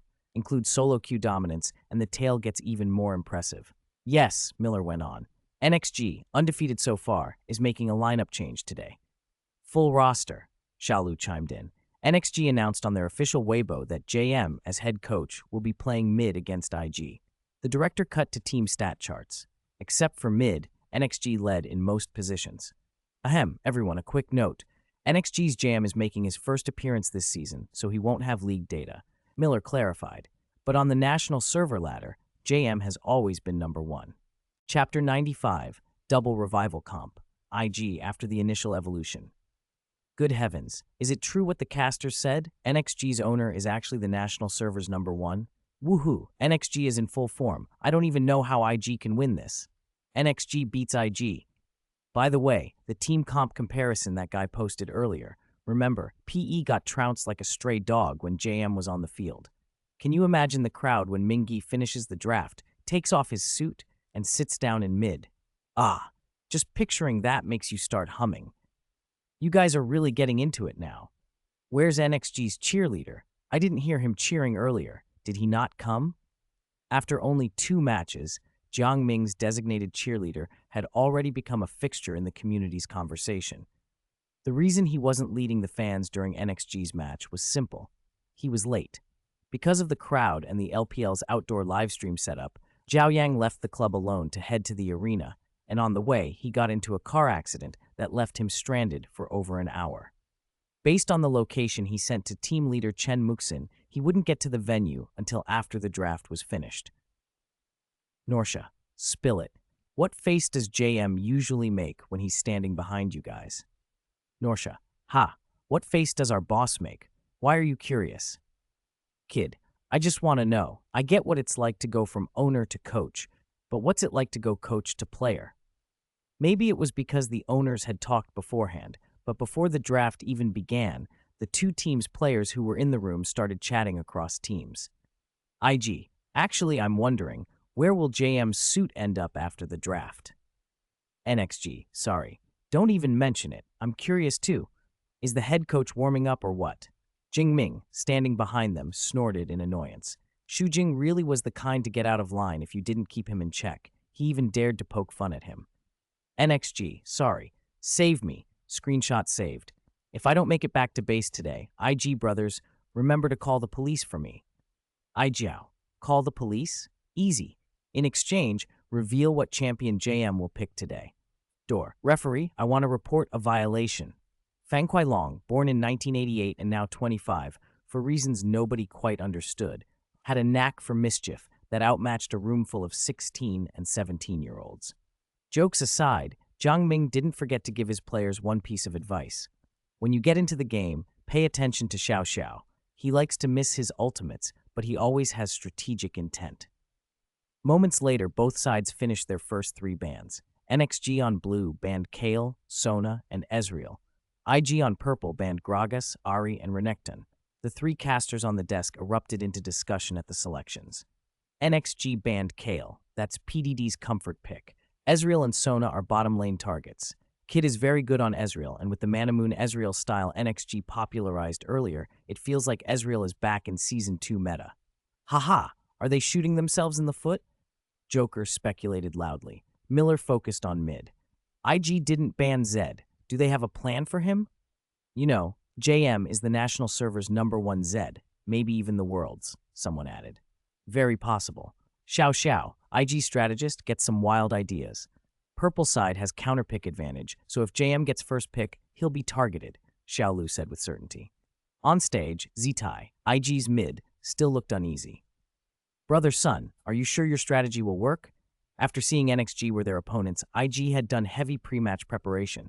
Their plan was to let JM pick Zed, then early game focus mid and jungle to target him, cripple NXG's key mid, and take mid-game control from there.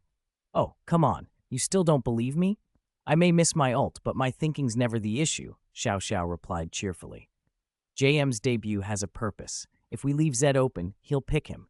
Compared to JM's other champs, Zed is easier to deal with. Worst case, he buys a Zhonya's in mid-game and Kid can grab a Quicksilver Sash. Heh, Zitai, don't be nervous. You're our genius mid. This old man has returned from successful secluded cultivation. With me covering top, you can go at JM. PDD snorted. All right, Zitai said, unconvinced. He still felt his 2 teammates were unreliable. Blue side first pick, Spider Queen. NXG takes Spider Queen with their first pick. Zed's not a great blind first pick. There are other mid-assassins still available. Ryze, Fizz, LeBlanc. I don't think JM will force Zed early, the desk said. NXG's previous junglers favored Jarvan 4 or Olaf. They tended to play for team fights. With JM in the roster today, NXG's style might change drastically. IG's first 2 picks were Jarvan 4 and Karthus. Wow, classic wall and poison combo, one caster said. But is that Jarvan top or jungle? Joker explained Jarvan's flex potential, while the stream chat speculated wildly. Karthus as a first reveal had the crowd buzzing. Leaving mid open with Karthus first was a bold and strange move against JM. Jiang Ming rubbed his forehead and smiled inwardly.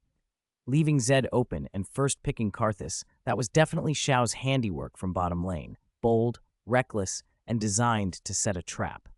Xiao Xiao probably expected an early game package to target mid, thinking if a physical assassin's early game is suppressed, he won't have meaningful mid-game impact. So the counter would be to build defensive items like Zhonya's and QSS and nullify the assassin's utility. But Jiang Ming wasn't content to just sit back. It would be boring to refuse the stage they've set for us, he thought. Zed and Zyra, he instructed Shi To, who held the next pick. He locked in Zed, the current meta's deadliest assassin, and secured Zyra for the bot lane. Xiao Xiao had brains, but his inexplicable confidence sometimes dragged the whole team into risky plays. Here he had set up a strategy, only to hand over 2 top-tier meta picks in the middle of the draft, while ending up with a Jarvan and a Karthus that were just serviceable. Mid-Zed versus Karthus. Interesting. The crowd loved it. NXG's second pick was Zed. He couldn't resist Karthus as a first pick, IG joked. Kid, hurry and pick weapon for me, someone said. Xiao Xiao and PDD laughed the loudest. The last few days of studying NXG's tendencies had been exhausting. Their hairlines felt shorn. Sun Yalong thought, if the opponent liked to play tightly and methodically, then break that from the draft. A wild punch can take down a master. If strengths are similar, don't play by your opponent's rules. Weapon Master was locked in, and IG left the final support slot to pick Janna. JM himself had shown Janna in live streams as one of the strongest protective supports against assassins. Zitai, change your runes quick, and have an extra exhaust ready, Jiang Ming told his mid. Okay. Jiang Ming raised an eyebrow at IG's bizarre sequence, leaving the counterpick to the AD, but Janna with exhaust could indeed limit Zed in teamfights more effectively than most supports. Snatch Caitlyn, someone shouted. With Ezreal and Sona banned, pairing Caitlyn with Zyra gave NXG heavy bot lane pressure. Kid still had Varus as an option, and Varus plus Janna could handle Caitlyn. Last pick top, NXG very rarely picks Shen, Miller exclaimed. For a team that emphasized support and lane swaps, choosing a global presence champion like Shen was unusual. IG's 5th pick, the desk announced. On IG's side, a gaping, malformed void spawn appeared. Kog'Maw. IG's 5th pick is Kog'Maw. Are you sure? Lock it. Just lock it, Xiaolu muttered. Karthus and Kog'Maw. That's a classic suicide double carry comp. Nice, IG. A Karthus Kog'Maw combo. If you don't give up before it comes online, I'll cheer for you. The desk debated the strengths and weaknesses. If Janna could neutralize Zed in fights and Spider Queen couldn't snowball early, Karthus and Kog'Maw would be untouchable in teamfights. And PDD's weapon? Honestly, the casters underestimated NXG's individual skill. When Jiang Ming fully understood IG's picks, everything clicked. He remembered the Season 2 era when Suicide Karthus with Revive and Teleport was a thing. Now IG was bringing a modern iteration to Season 3, pairing Karthus with Kog'Maw for brutal late-game scaling. Realizing this strategy was aimed at him made Jiang Ming feel a surge of joy. Change. The LPL was evolving. Teams learned, copied, studied, and adapted faster than he'd expected. If they're trying to pressure both mid and bottom, and Jarvan is weaker than Elise, it's 3 losing lanes on paper, he thought. So swap Karthus and Weapon Master. That'll be simpler. Song Yuan, take some MR runes, Jiang Ming told his top laner. And he had Shito switch to a more armor-focused page. The swap made sense. Give Shen more magic resist against Kog'Maw and Karthus, and make sure top lane didn't get mauled. With the rune changes made and champions swapped, the final lineups were set. Blue side NXG, top Shen, jungle Spider Queen, mid Zed, bot Caitlyn and Zyra. Red side IG, top Weapon Master, jungle Jarvan 4, mid Karthus, bot Kog'Maw and Janna.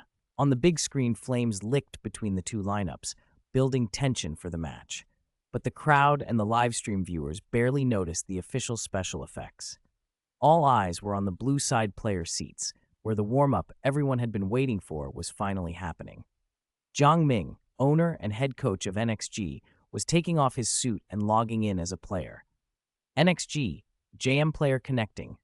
Starting tomorrow, Lao Qing will combine 3 updates into 2 to boost average subscriptions. We're almost at 10,000 subscriptions. Of course, the word count won't be less for everyone. Chapter 96. Who can outmarket him? Jiang Ming slipped off his suit jacket to reveal the NXG team jersey beneath, already plastered with sponsor logos, Logitech and Pam Pam Food prominent on the chest. The director, sensing opportunity, cut to a close-up of him changing. With the pre-match music swelling, it felt like the organizers had cued an entrance BGM just for him. The crowd went wild, as if inserting the God of Gamblers entrance scene right then and there.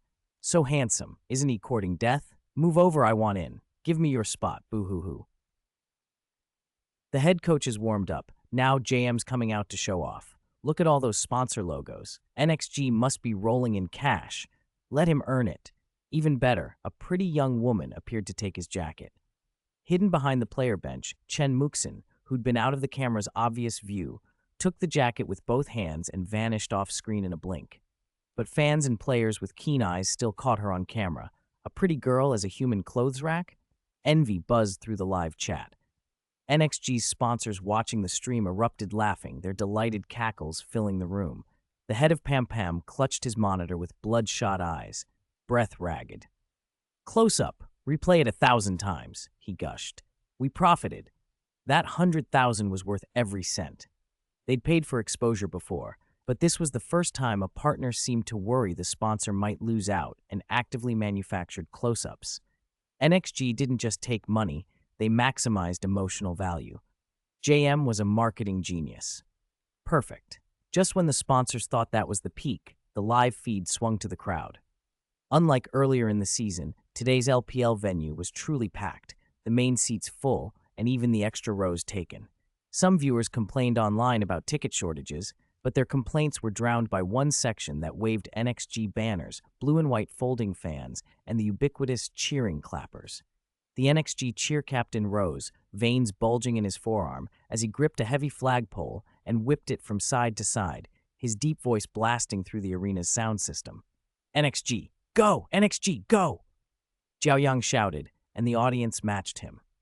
At first, some in the stands hesitated, but the chorus built steam. Under the atmosphere's pull, hardly anyone held back. The chant, juvenile in hindsight, fit the youthful 2013 crowd perfectly. IG fans answered in kind, less overwhelming than NXG's mass, but far from the pitiful Royal or WOA Dawn Wings turnout from a few days ago. Wang Xikong, munching a hot dog in the audience, muttered, "I spent thousands hiring a cheering squad. They'd better be effective."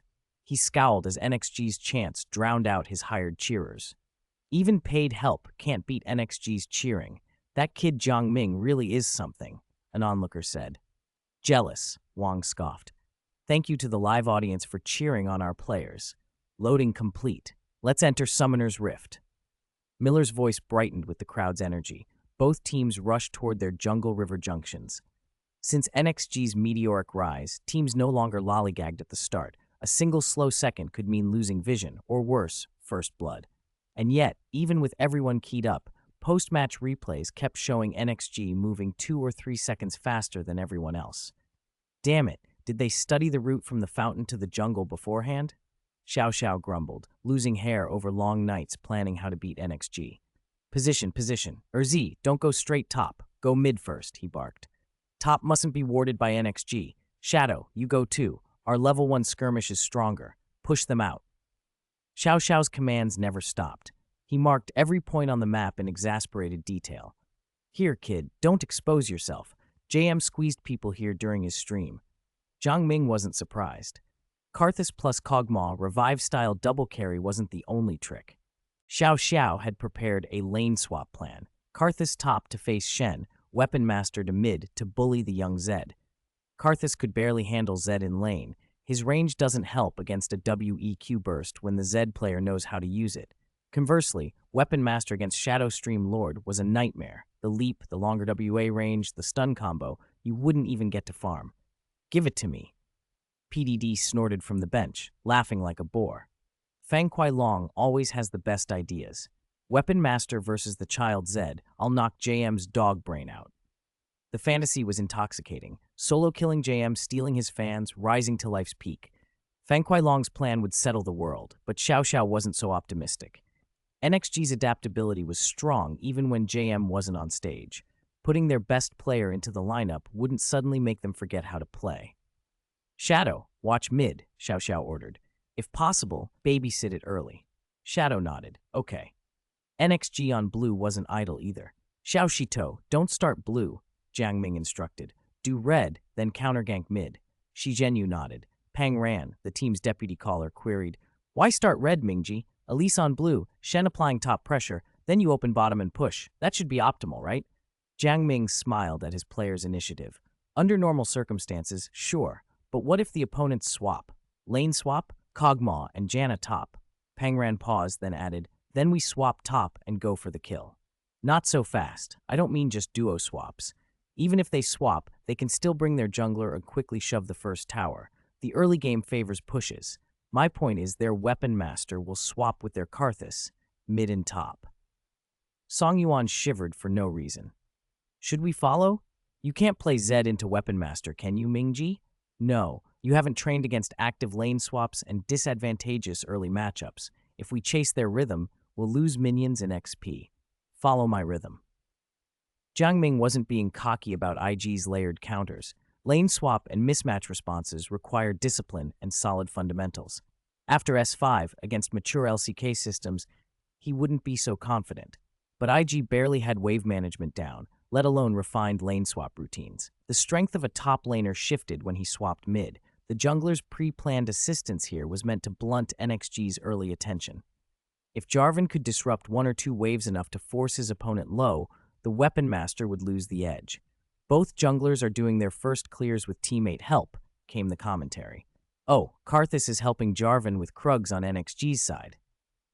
Xiao Lu blinked. Mid and top swapped? Joker's eyes lit, his moment. Smart. NXG knows Karthus can't lane against Zed mid, so they placed Karthus top and Weapon Master mid. Either way, Karthus top can bully Shen with range, and Weapon Master mid can press Zed. It's possible NXG planned a mid-top swap during Champion Select, picking Karthus first to fake JM out, then PDD for mid to counter Shadow. Mind games, someone breathed. Stop it. That's so NXG, another said. Xiao Xiao always plays tricks with bottom lane. On the stream, the jokes piled on. Will JM's regular season debut die prematurely? I can already see Zed being slammed by Weapon Master.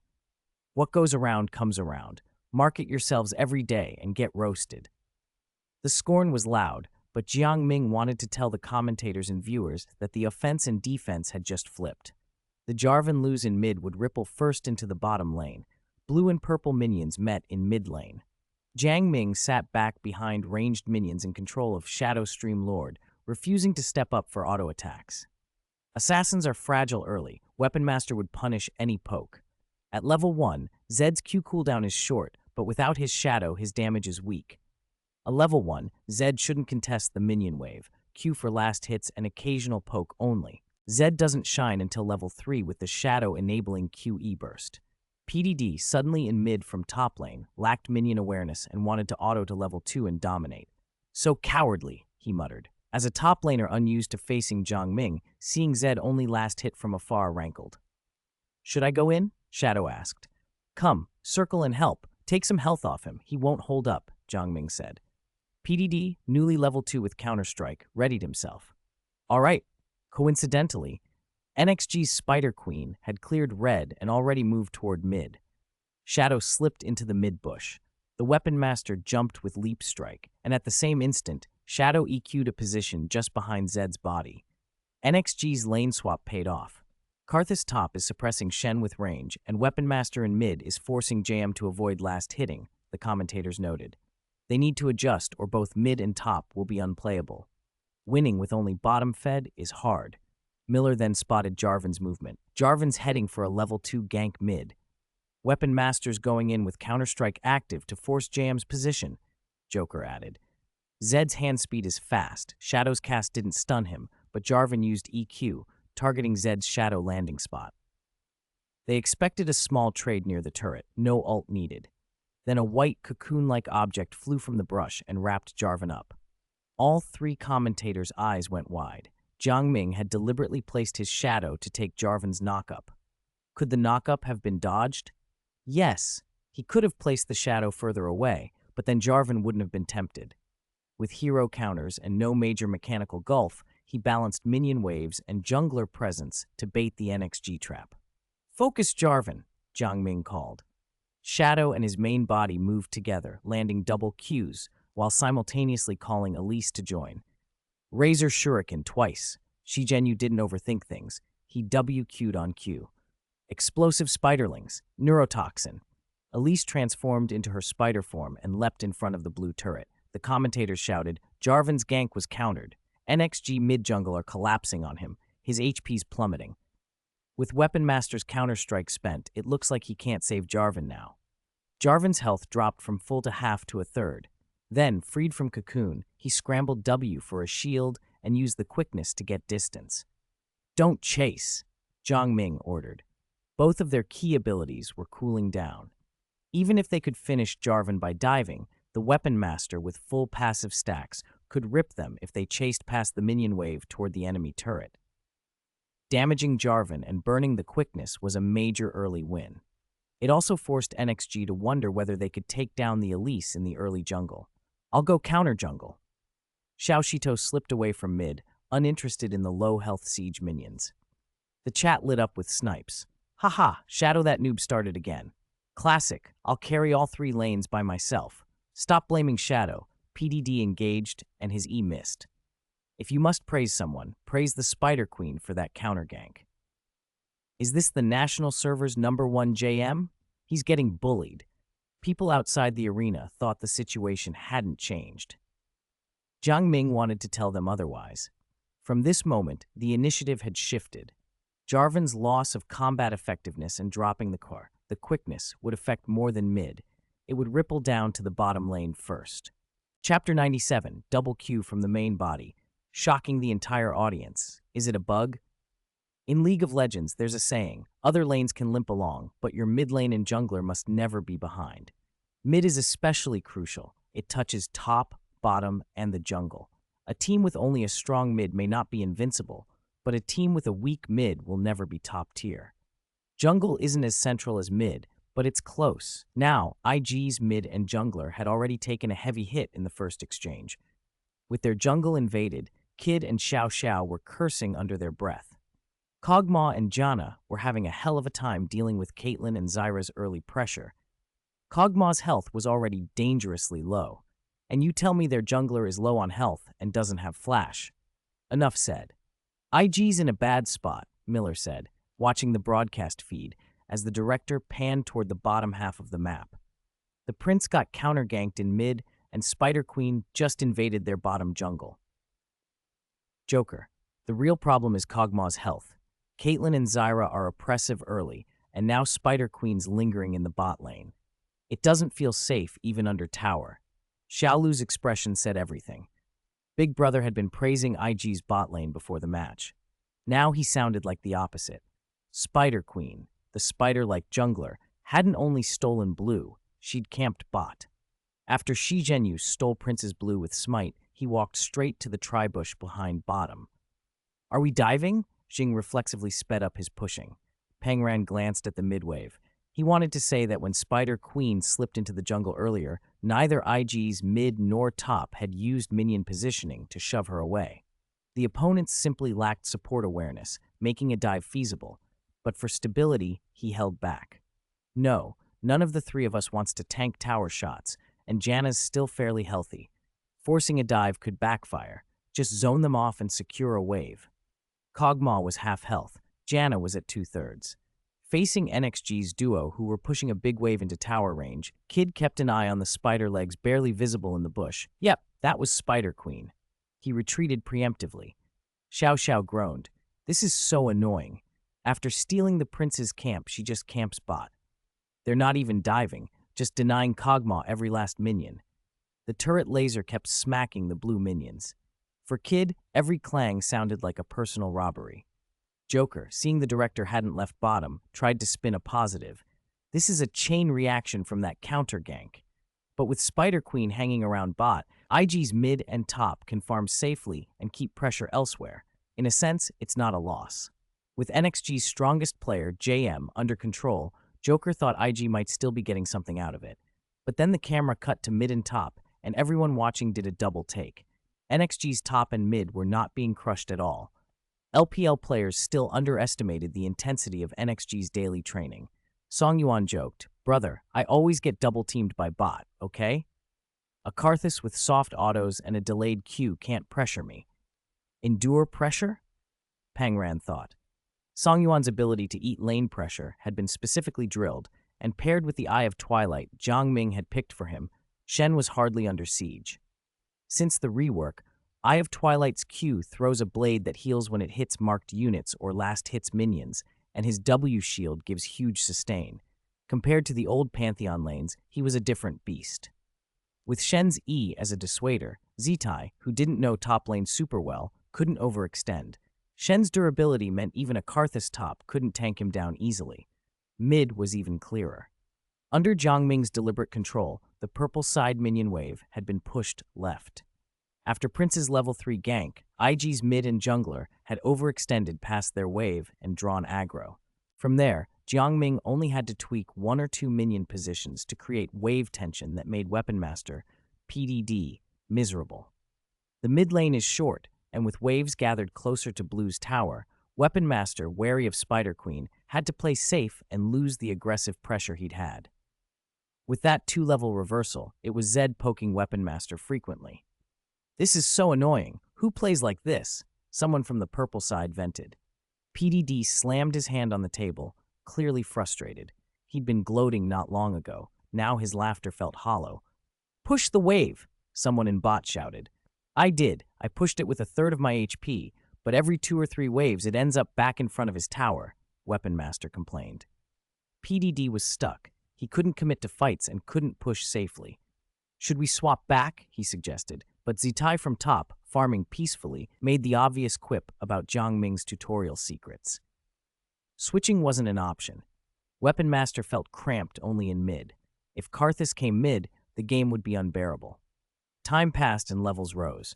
IG's bot was on the brink thanks to Spider Queen's attention, forcing Visible Shadow to sit as a dedicated bottom defender.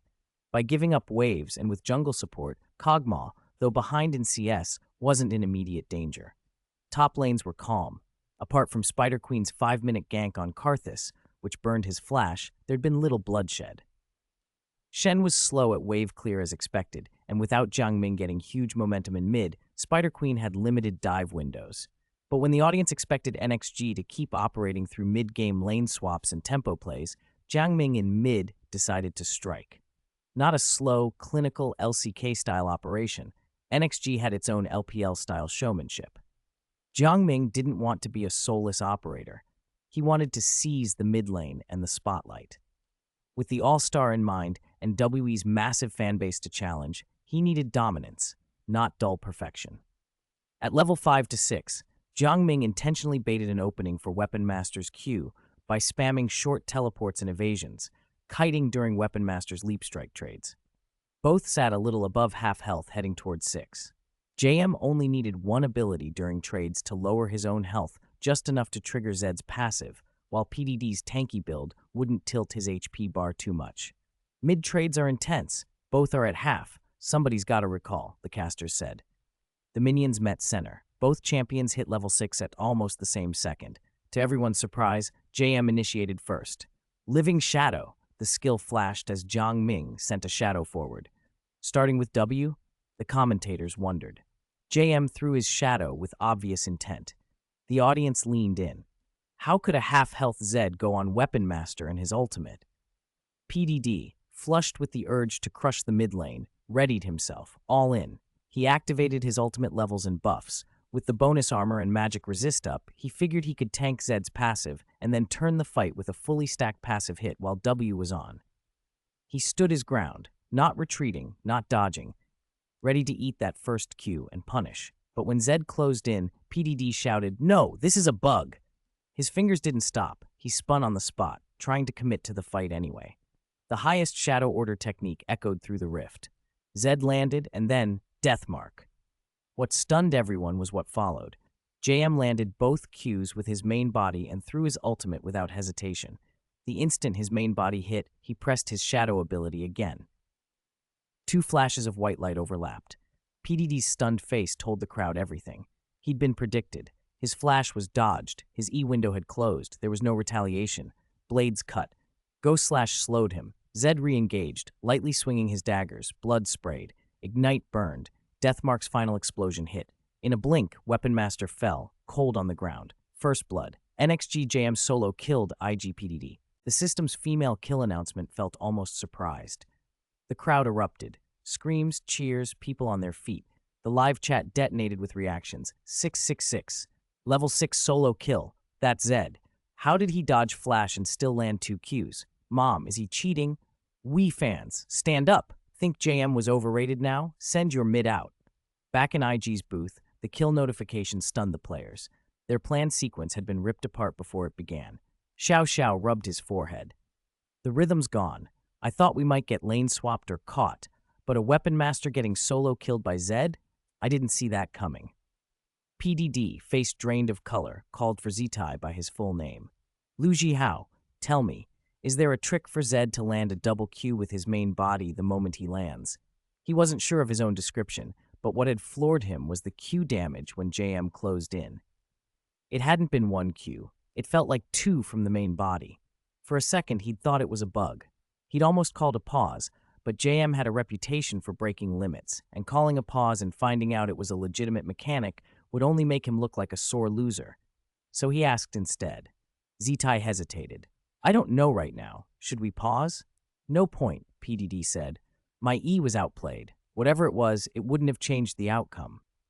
Still, curiosity ate at him. He typed into all chat, JM, was that Q a mechanic? Yes, main body double Q. Jiangming stared at the chat. He almost forgot that, back when LPL rules had been looser, players could type into all chat. IG's immediate reaction to being solo killed by an unknown technique wasn't to demand a pause, it was to ask for the trick. Typical IG. Main body double Q was an advanced Z technique. It wasn't the familiar double Z reaction, but a deeper mechanical exploit. The trick, press W to place a shadow, then quickly cast W again while moving the real body to the shadow, and press Q toward the same target so the main body's Q and the shadow's Q hit in rapid succession. Releasing another shadow and pressing W to cast Q midair can chain 2 Qs in trades, effectively doubling Zed's shuriken damage. Old versions of Zed's shadow description in Season 3 allowed this behavior. Later patches changed some wording, and few people rediscovered the mechanic. JM had dug into the hero and mastered the timing. On stage and in chat, the crowd called it artistry. In the booths, players called it a terrifying tech. And in the mid lane, JM's small white cursor flashed like a blade, a reminder that in the LPL, sometimes a few bold mechanics and a hungry mid can swing a whole game. Chapter 98, Operation, only those who are alive are qualified to operate. Damn, this pervert actually invented a new mechanic, PDD muttered as he bought items at the fountain. He didn't question it, the recommendation came from the club boss, a veteran who'd played since the game's early days. You don't argue with that. Ninja Tabi purchased. Since he acknowledged it, he had to live with it. It's not like buying Ninja Tabi would kill him. Go bottom. Contrary to PDD's expectations, Jiangming didn't want to brawl with him in the mid lane after getting first blood. After reaching level 6 in top and finishing an item, he pushed mid with the spider, then immediately rotated to bottom, right in front of IG's 5 players. Out in the open, the bottom outer turret's health is really low. The spider and Zed are circling through the jungle. PDD is clearing the minion wave in front of the turret and can't respond immediately. Jarvan has to loop from very far back, and Shadow's not ahead in farm. If he gets caught, he's in real trouble. Miller sighed into the cast. They're backing off. They're backing off. IG's duo retreated quickly and basically abandoned the turret, the other caster said. This is NXG's strongest point right now. They flip the pace unpredictably, using vision and lane priority to create a numbers advantage before their opponent can react. And at 7.5 minutes, NXG will take the first turret of the game. Boom. After Kog'Maw and Janna withdrew, the bottom outer turret crumbled. The gold pinged into the 5 blue heroes' heads. Fang Kuai Long, what's the next move? They'll probably try for the dragon after pushing the turret. Our mid and bot haven't scaled well, and Karthus' Zhonya's isn't ready. We can't contest. They'll probably swap lanes. Xiao Xiao frowned. Having studied NXG's replays extensively, he knew this. After taking the first turret, they usually swapped lanes. It was a fixed pattern and easy to anticipate. Lao Pu, you go bottom. After the turret falls, as long as you don't take too much poke, Zed can't do much to you. Caitlyn and Zyra will go mid. We'll move our duo. Zitai, try to stop Shen from getting too much. We'll coordinate a mid play. Alright, I've got lane priority over Shen. With a comp stacked on ultimates, Karthus and Jarvan, of course they wanted to fight. Jarvan's Cataclysm plus Karthus' area damage, Kog'Maw firing from the back. One good engage could mean a kill and a tower. Compared to other teams, their gold deficit was already much smaller. Quick reaction, nice execution. Seeing Kog'Maw and Janna rotate toward mid, Zhang Ming's eyes lit up. LPL teams were actually reacting well to NXG's pressure. Even a team like IG was thinking about lane swaps. He wondered what WE with Abu as coach would be doing right now. Shi Zhenyu, Pangran, push vision farther into their bottom jungle. Song Yuan, play safe top. When Zira roams, Shujing, watch your positioning. Don't get engaged by Jarvan, and don't waste Shen's ultimate. Okay. No problem, Mingi. I'm sitting on 400 gold. Pangran smiled. Farming well on Caitlyn had paid off, and he was ready to buy. Once the midwave pushed, he and the spider invaded Jarvan's jungle. Jungle and support roam. In Season 3, when large leads were decisive, Jiangming didn't mind showing the LPL teams more tactics. At Worlds, they would be studied anyway. Regions learned fast. Instilling discipline and coordinated operation early in talented LPL players could only help them contend with LCK teams. After taking the outer turret, Jiangming didn't immediately swap with Shen top. Instead, he left Zitai to farm safely. With a support like Zyra, who could split the fight, Karthus' teamfight wasn't unbeatable. Caitlyn was picked to push quickly. Who wants to take the game late against Kog'Maw and Karthus? Revive builds are useless if you don't die. PDD probably never imagined he'd one day be the team's anti-carry, like NXG's top laner, quietly soaking damage from the start. For several minutes in mid-game, Zed stopped freezing the lane. The empty space behind IG's turret made farming awkward. Without jungle vision, Zed had to worry that the spider or even Zyra might dive him. Those NXG players support not following the AD, but taking walks with the jungler. If Zed fell back to the inner turret, they'd just send the four-man mid to cause trouble. Kog'Maw and Janna couldn't both clear waves and keep the turrets safe. IG's lanes were disadvantaged, and the team's tactical thinking lagged behind NXG's rhythm. Shadow managed an EQ combo and an ultimate to gank Shen at 9 minutes, sending Shen back to base, but little else. At 11 minutes, NXG set up again. The jungler and support returned to bottom to crush Weapon Masters, PDD's living space. The spider tried to maneuver behind to collapse on PDD. Fang Kuai Long, you bastard, come protect me so I can get some minions, PDD cried. They're crazy, someone sighed. Lao Pu, we'll make you suffer a bit first. Then we'll gank Caitlyn and push mid.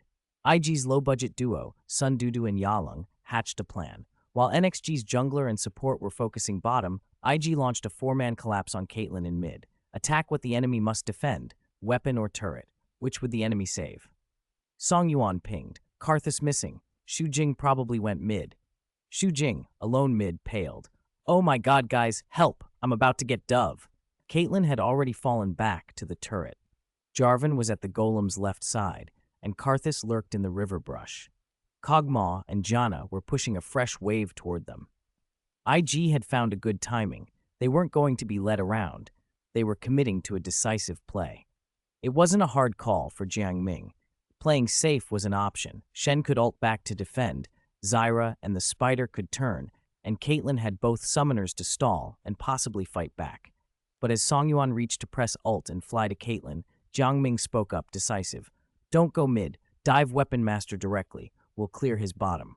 He meant what he said. Defensive operation wasn't what he wanted. Faced with IG's offense, a head-on clash was more exciting, and a lesson for LPL teams in textbook resource trading. Okay. Wait, did you all forget something? Ming, you didn't say that earlier. Love fades, right? The casters narrated as plays unfolded. IG chooses to take the initiative. Karthus moves to mid after clearing the wave. NXG's Caitlyn retreats early, but Shadow's Jarvan is already behind the outer turret and they want to dive while Zyra is absent. With Shen's ultimate available, it's not an easy dive. Wait, why did NXG's top use ult on the support? Lane swap. JM's decision is bold. Seeing 4 of them in mid, I might as well bring my people over and dive the Weapon Master. Mid lane versus bottom lane. One is an outer turret, the other is an inner. The priorities are obvious. Jiangming didn't hesitate. He attacked Weapon Master under the turret. Shadow Stream Lord, JMZ, landed his ultimate and then created a second shadow, then a third from Shen entering the fight. Threefold technique. Thanks to the S3 mechanics where Zed's shadow cast speed wasn't nerfed, and with Shen providing a third angle of control, Jiangming unfolded a perfect execution from 3 directions: Shuriken, Shadow Shuriken, and close-range strikes. PDD, the target, could only rage impotently. Oh, the 3 flowers converging! JM, on the pro stage, displays his signature shadow technique, Miller intoned, half ecstatic, half theatrical. The crowd roared as the death mark ticked. Some analysts watching closely in person or on stream looked genuinely stunned. Esports was different from ordinary play. Seconds later, 2 kill pings flashed across the scoreboard. NXG, JM killed IGPDD, Ijiao Xiao killed NXG, sorry. Weapon Master had been the target of JM's show, and Caitlyn, isolated, also fell. Her 90 caliber net, heal, and barrier couldn't save her, She traded, but couldn't survive. Cool. No matter how many times I watch the replay, it's even crazier live. My eyes were filled with shadows and shurikens. A full health weapon master was just gone. Designer, what kind of monster did you make? I'm so jealous as a handicap player. Coach, teach me the three flowers converging. Jim, the three flowers converging is my secret art. How can I give it away? Buy 300 pork floss buns from my store and come to my room at third watch tonight. Laughing, crying. Okay, Sun Wukong learning the great sage's immortal art, right? Focus on Zed, guys, but I think Shen used a skill plus flash technique too. Kog'Maw died and Janna couldn't escape. The spider tanked the tower until its limit, used E to leap onto a minion and disengage, and Shen took over turret aggro. Zira followed with control, and Jiang Ming's Zed finished the kill and pocketed 300 gold. NXG, Jam killed. Xiao Xiao. Rampage. The Rampage. Announcement for 4 kills rang through the arena. The live chat that had mocked NXG's strength and called JM a paper tiger fell silent. After more than 10 minutes, Zed was pushing Rampage and IG's second tower was down. With both duo members dead, IG's mid-first tower looked even more doomed. Caitlyn, after reviving, was sent top while Jiang Ming and his trio took mid-first tower themselves. Profit? You made a small exchange. NXG made absolute profit. JM and NXG are just too strong. IG's decisions always feel half a beat late, a spectator said. The biggest difference is decision-making. When NXG wants to do something, the other side has already moved on to the next step. How can you play? Another agreed. IG's still smart. They moved the weapon to mid to match JM. If it were Karthus, who knows what would happen? There's no what if with Karthus working well. Xiao Xiao's face looked bad. Feeling everyone's gaze on him, he coughed. I didn't expect they'd push the tower then run mid to dive me and kid, he protested. Do we still contest Dragon? Someone asked. Fight, Xiao Xiao said. Why not? Zitai's farming hasn't been disrupted. Caitlyn was top. This time IG tried to play the time difference in their favor. Game time, 16.5 minutes. This match had the fewest kills since the LPL began. Typically, NXG and IG averaged far more action. Oh, finally IG found a window. While NXG's 4 were returning to base after taking mid, they grabbed the small dragon. Resource exchange, the caster said. Seems IG secretly learned some tactics from NXG. Quietly, the gold gap had reached over 4,000. The casters saw IG steal a small counter and couldn't help but discuss. In the front row, Wang Xikong covered his face. No, you really don't have to overpraise. Chapter 99. JM always emphasizes, this is a tower-pushing game. From the start, the message had been repeated, this is a tower-pushing game. IG had used their recall window to take the dragon, a smart resource trade. The early game had nearly gone according to plan, and Jiang Ming decided to press the advantage. The bottom wave hasn't arrived yet. Don't worry about it. Song Yuan, clear mid first and then head down. Stone, come with me to dive top. If Karthus flashes, we'll push the tower fast. Oh, and don't waste the jungle camps. At 17 minutes, IG secured their first dragon. Outside the arena, teams that had faced NXG felt a mixture of relief and new respect. NXG wasn't an invincible terror. When you're on Summoner's Rift, you still have to play by the map's rules. You can't out-tempo or out-rotate them forever. There are windows when they have to recall and buy items. Push a tower, force a recall, contest objectives. If you look for the right windows, you can fight back. IG's move had opened eyes across the LPL. Somebody had finally seen a way to crack NXG's tempo. On field, Karthus in top lane hadn't backed off. Zitai was scrambling to cover, but he couldn't predict NXG's next move. Zed, already set up for a flank, dropped onto Karthus, who had just used exhaust on Spider and couldn't escape under his turret. Jiang Ming opened with his classic Shadow Q trick, burst damaged with a quick auto, and then used his ultimate, timed to dodge a turret laser.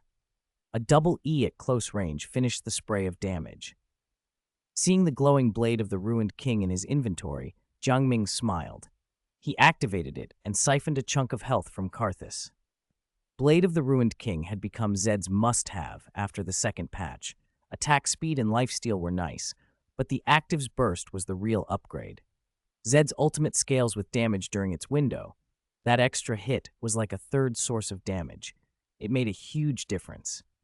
Jiang Ming sidestepped to Karthus Q, followed with a passive empowered auto, and called out, Xiao Shu, ultimate.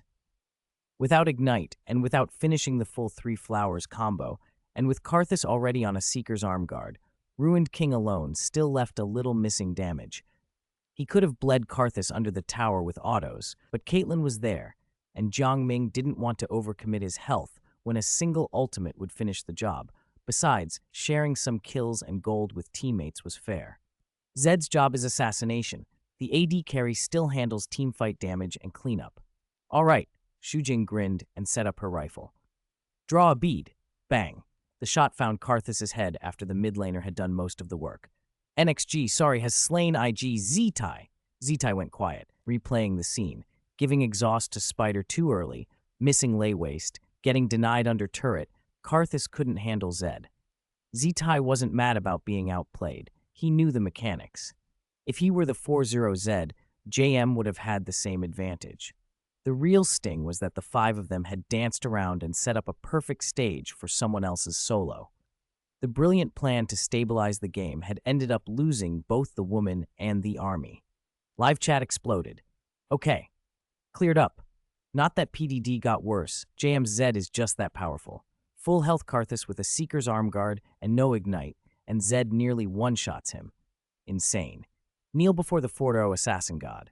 Playing AD for NXG is comfortable. Farm and mid-game your teammates gift you kills. Top, mid, and jungle dominate early. AD needs 2 items to carry. Meanwhile, Zed and Spider cry on you with 1 item. That's the right way to play League. Early advantage into mid-game feedback to the bot. AD takes late game. After the kill, Jiang Ming and his duo stayed top to push the tower while he and Spider returned to mid. Shen had rotated to bot and caught the pushed wave. PDD muttered, "This game is unplayable." NXG had no intention of prolonging things against an IG playing at peak operation.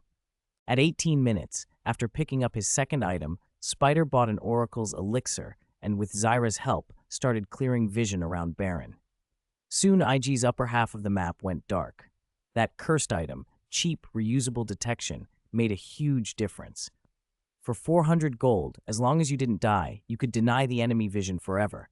For the team ahead, it was a snowball tool. For the team behind it was a prison. Supports and junglers forced to rebuy it on death fell further behind. During this era, NXG's terrifying dominance was partly due to the Oracle's Elixir, one reason Riot later removed it. With Baron pit vision secure and IG's mid-outer turret gone, IG was practically blind. Jiang Ming also resorted to an unrepentant 1-3-1 split push. Caitlyn, Zyra, and Spider cleared mid. Shen handled bot with Stand United and Teleport. Jiang Ming pressured the top half of the map, heavily warded as it was. Charge them! I can't stand being ground down like this, one IG voice warned. At 19 minutes, minion waves began crashing into all 3 IG turrets. IG chose to engage mid. Shadow's Jarvan EQ landed, followed by the quickness to force onto Caitlyn. Weapon Master jumped in too. Zetai's Karthus couldn't reach the fight in time and had to pop his ultimate on the spot. IG are fighting bravely despite the gold deficit. The Jarvan engage worked, the caster said, but their backline is a bit split. Zyra's ultimate divides the battlefield, and Shen gave his shield to Caitlyn. IG seems short on damage. Look at Zed. JM's coming from top. He's aiming for Kid's Kog'Maw. The chat screamed high alert. Zed, hands clasped behind his back and moving like a sprinting ninja, was an obvious assassination threat. In teamfights, the priority is the sustained DPS. Kog'Maw and Karthus fit that bill. Jiang Ming double W'd over the wall in quick succession. His double Q clipped Karthus and even grazed Janna. Zetai breathed a sigh of relief. He'd used Zhonya's early, otherwise Zyra plus Zed might have shut him out completely. Kid's reaction was incredible. The instant Jiang Ming appeared, he used the quickness to create distance. Jiang Ming didn't commit his ultimate on Kog'Maw. Its range was tight, so he death-marked the nearby support Janna instead, using the untargetable window to dodge Janna's knockup. He's single-handedly tearing IG's backline apart, the caster said. Zetai had to Zhonya's and Kid used the quickness toward his team. Now Zed's on Janna. Xiao exhausted her. Seeing exhaust on him, Jiang Ming didn't stubbornly stay under tower to finish a support. He activated his second death mark and moved back toward his teammates. The difference between a top-tier Zed and a novice is not whether you tunnel on your deathmark target. It's knowing when to use your shadows for flexible positioning. JM forced Karthus into Zhonya's, baited Janna's knock-up and exhaust, and interrupted Kog'Maw's initial W burst, creating perfect space for his team to handle IG's frontliners. When exhaust dropped, Jiangming turned and E'd onto Karthus and Janna. Both health bars plummeted. Janna, already light on defensive items, was down to 1/3. Xiao Xiao popped his ultimate to heal himself and Karthus. For reasons unknown, Kid, with a surprisingly healthy bar, decided to run right back from the Tier 2 jungle entrance, straight into Jiangming's grasp, despite his team having no crowd control ready. Ignorance, the chat said. Bang! The quickness flashed out. The Shadow Stream Lord reappeared in front of Kog'Maw. Q. Ignite. Ruined King active. Auto after auto. Soul reaping proxed. Xiaoshu ultimate. Caitlyn had lined up the shot, just like she had on Karthus. The bullet hit. Kid fell. Killed IG. Kid. GG. Chat lit up. No way to fight that now. One man ties up 3 of IG's members. Kid panicked and ran, then died on the sidelines. Hilarious. Zed is terrifying. The 3 flowers thing? You don't need it. Zed's shadows and combos are enough. Teamfight coordination gap is huge. Top and jungle dive in, backline doesn't follow. Maybe Zyra's ult split them well, and JM solo held 3 people? The teamfight collapsed. Jarvan and Weapon Master both fell. Kid inexplicably died. Karthus and Janna couldn't hold the towers. Mid-tier 2 and the inhibitor fell. The game's pace simplified into a machine. IG reverted to desperation plays. Zed split-pushed bot alone. IG sent 4 to collapse on him. They misplayed and let him escape, and on top of that, they handed Baron to NXG for free. At 2350, with the mid-super minion pushing, 4 NXG members went top, and Jiang Ming continued to split-push bottom by himself. IG changed plans. Rather than chase Zed, they tried to start a straight teamfight while NXG prepared to break the second high ground. NXG fought and delayed. Caitlyn traps and Zyra's ultimate kept IG at bay. Shen, with taunt and teleport, bought more time. Don't worry about the front. Our base is getting destroyed. Xiaolu's warning crackled through headsets. The IG-5 lost their nerve in an instant and scrambled back. You idiot! I'll kill you, JM, you bastard! PDD raged. He couldn't believe that a fed Shadow Stream Lord refused to join the front line and instead demolished towers. In minutes, he'd reached IG's Nexus turrets. If IG wanted to defend, they needed all NXG to agree. Spider's E, Zyra's snares, Shen's taunt, and the quickness forced IG to stay in position. They couldn't split to stop the demolition without being punished. Caught between 2 evils, IG watched helplessly as JM, the demolition crew, dismantled the base. 1 or 2 defenders who tried to go would be feeding. The rest were held off. No, don't destroy the Nexus. Come for me. Congratulations to NXG on this win over IG. 3-0. NXG takes the top of the LPL. The 3 commentators could barely keep from laughing. Who would have expected a fed Zed to refuse teamfights and instead single-mindedly take down structures from high ground to Nexus? In the end, Deathmark did its job. He kited the IG defenders, and with barely 200 health left, he auto-attacked the enemy Nexus into oblivion. The finale was pure entertainment. Both the live crowd and the stream erupted. I'm dying of laughter. Last second IG, don't run, fight to the death. Next second, don't run, fight to the death. Chinese culture is deep, man, woo-woo. Even in pro games, Pork Floss, Biscuit Mister, still reminds us League is a tower-pushing game. Shen ulting Zed and the 2 brothers tearing down towers together was the best part. Does Kinku Order teach split-pushing ninjutsu now? Zed Shen, ninjas beating you head-on. Are you dumb? We won. Song Yuan and the others ripped off their headsets and waited for the man in the middle to stand. Well played. Jiang Ming raised his hand and high-fived his teammates. Mission accomplished, the 4-1 split push. Yay! No more yays. None of us get today's MVP reward, Xu Jing said, looking at his death count and making a pained face. The others' smiles faded. Outside, fans noticed the odd mood. Why aren't NXG smiling? Did IG win? Someone asked. Audience A, that's the composure of a top team, calm in victory, not arrogant. Audience B, the high fives are respect. The calm shows they know a single victory is a milestone, not the end. Audience C, are we in a Chunibyo anime? Also, are you preparing for grad school? 500 yuan! The truth, the 4 NXG members were just bummed that the club's new 500 yuan MVP prize wouldn't go to them. From now on, the protagonists' matches would usually be on this scale. Other teammates would get abbreviated unless they were important to the plot. Everyone was welcome to join the group chat with suggestions. Chapter 100, Showing Off in Public. JM is great. Don't be disheartened. I'm not participating in the team MVP vote, so today's MVP will still go to one of you. As they left the stage, seeing their dejected faces, Jiangming couldn't bring himself to tease them further and quickly clarified the MVP situation. Really? Song Yuan looked as if he'd misheard. Why would I lie? Long live Ming Ge, someone shouted. 500 yuan, 500, 500, others echoed. Pang Ran rolled his eyes. Xiao Yuanzi, why are you so excited? Even if today's MVP weren't Ming Ji, it still wouldn't be you, the top lane freeloader. Damn it, if I'm a top laner freeloader, then you're a 3.0 rated lying down to win dog. Stop arguing. Xu Jing squeezed between them from behind and gestured at himself. I think I'm more suited to be today's MVP. Hey, are you talking about the Caitlyn who got stomped under the tower? Hey, I sacrificed a lot for the team. Okay? MVP award. Jiang Ming had put this incentive system in place right after the club secured a $1 million yuan sponsorship. After each match, the club would pick an MVP based on the 5 players' overall performance. Regular season MVPs earned 500 yuan, playoff MVPs 1,000. Was that a lot?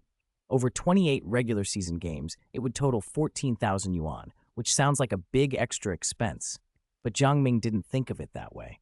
A perfect record would bring invisible benefits, sponsorships, publicity, and prestige that far outweighed the cash outlay. NXG would make that investment back many times over. To Jiang Ming, basic salary was just to secure players' livelihoods. If you delivered results, the bonuses, MVPs, playoff pool shares, championship bonuses could far exceed what other clubs paid. His philosophy was simple. Like salespeople, you earn big only if you perform. NXG didn't want people who took a high salary and coasted. That might seem harsh, but it maximized ambition. Still, Jiang Ming wasn't heartless. He knew some players had a talent ceiling or could be caught in unfavorable matchups. To address that, he added team contribution bonuses, rewarding the quiet sacrifices that don't show up in MVP stats. After all, in League of Legends, the carry often gets the limelight, while the support sacrifices farm and resources. The team should recognize that contribution. And for players who couldn't compete purely on skill, Jiang Ming had planned alternative paths, streaming and e-commerce. If you couldn't win with mechanics, personality could be profitable. In short, whoever joined NXG would find a path suited to them during their contract, so they wouldn't face an all-or-nothing abyss after their pro career ended. Post-match, when Jiang Ming walked from the tunnel into the spotlight, host Bao Bao's eyes lit up. It wasn't meant to be anything but plain admiration. She compared him, silently, to him, who had given the team's first post-match interview. One was a rising star on stage, full of vigor.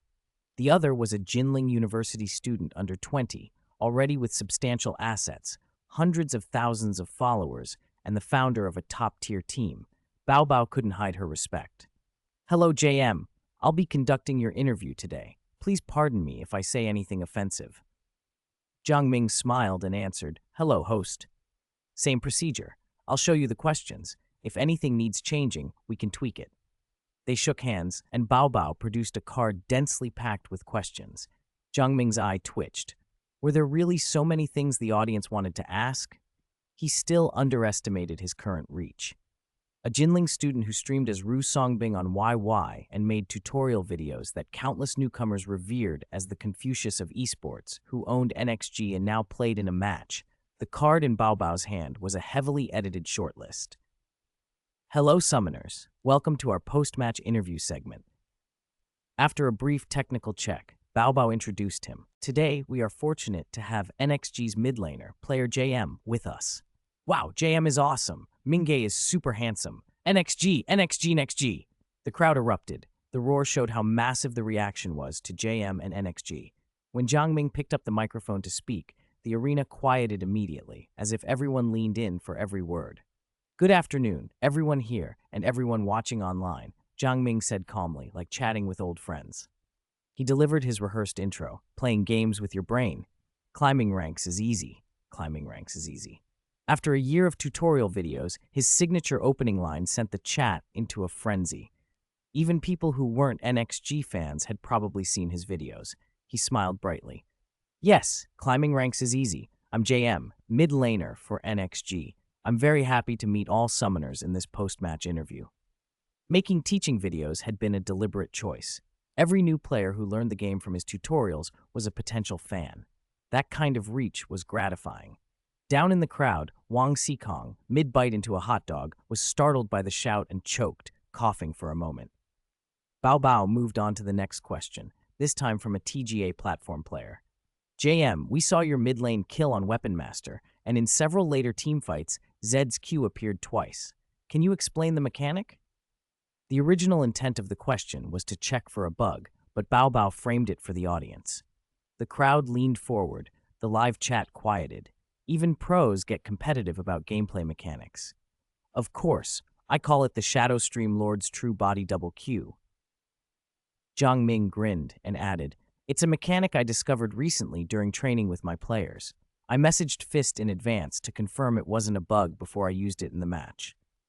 Hearing that, people remembered JM was a specially invited gameplay consultant to Fist. It really was an intended mechanic, and he'd taken the extra step to verify it before competitive use. That kind of caution earned respect. He briefly explained how the True Body Double Q worked and promised to make a tutorial video, triggering another round of cheers. Several professional players watching couldn't wait to test the technique themselves. Bao Bao, seeing the reaction, smiled and asked another question on behalf of the audience. We surveyed players and found nearly 50% of new league players watched your tutorial videos. What inspired you to start making them? Be more confident, 70% at least. My friends and I climbed because of JM's Challenger videos. I've watched since his first basic skill guide. Jiang Ming glanced gratefully at the operations team behind the camera, sensing the broadcast team was giving him a little promotional push. He chose his words carefully. It was from a desire to share. When I started playing, a few roommates helped me learn the basics and brought me along. Later, I saw low-tier players asking for guides on forums. I thought, maybe I can make videos to help them understand the game better so they can enjoy this competitive MOBA. I kept making more videos, and my rank kept improving, from basic information to in-depth strategy. Of course, there was also a bit of earning some money. Earning pocket money. Laughter rippled through the crowd. And then you earned enough to become a millionaire, right? Earning money equals making money, noted. I'm not jealous, JM really teaches well. Shadowstream Lord True Body Double Q confirmed effective. As a Zed main, I'm about to climb ranks like crazy. Zed bans will be everywhere tonight. Bao Bao laughed with the audience, but moved to a final, more personal question. We all know JM is a student at Jinling University. How did you decide to get into esports, form a club, and build a team? First and foremost, love, Jiang Ming said plainly. I love League of Legends. I also had some talent, and I considered dropping out to be a pro. But the esports environment here is complicated. Without proper guidance and with society's negative views, it's grown in a messy way, lacking systematic management and, crucially, funding. Professional players' incomes are unstable. My parents would never have agreed to me becoming a player. I lucked out. A professor in my major knew about esports overseas.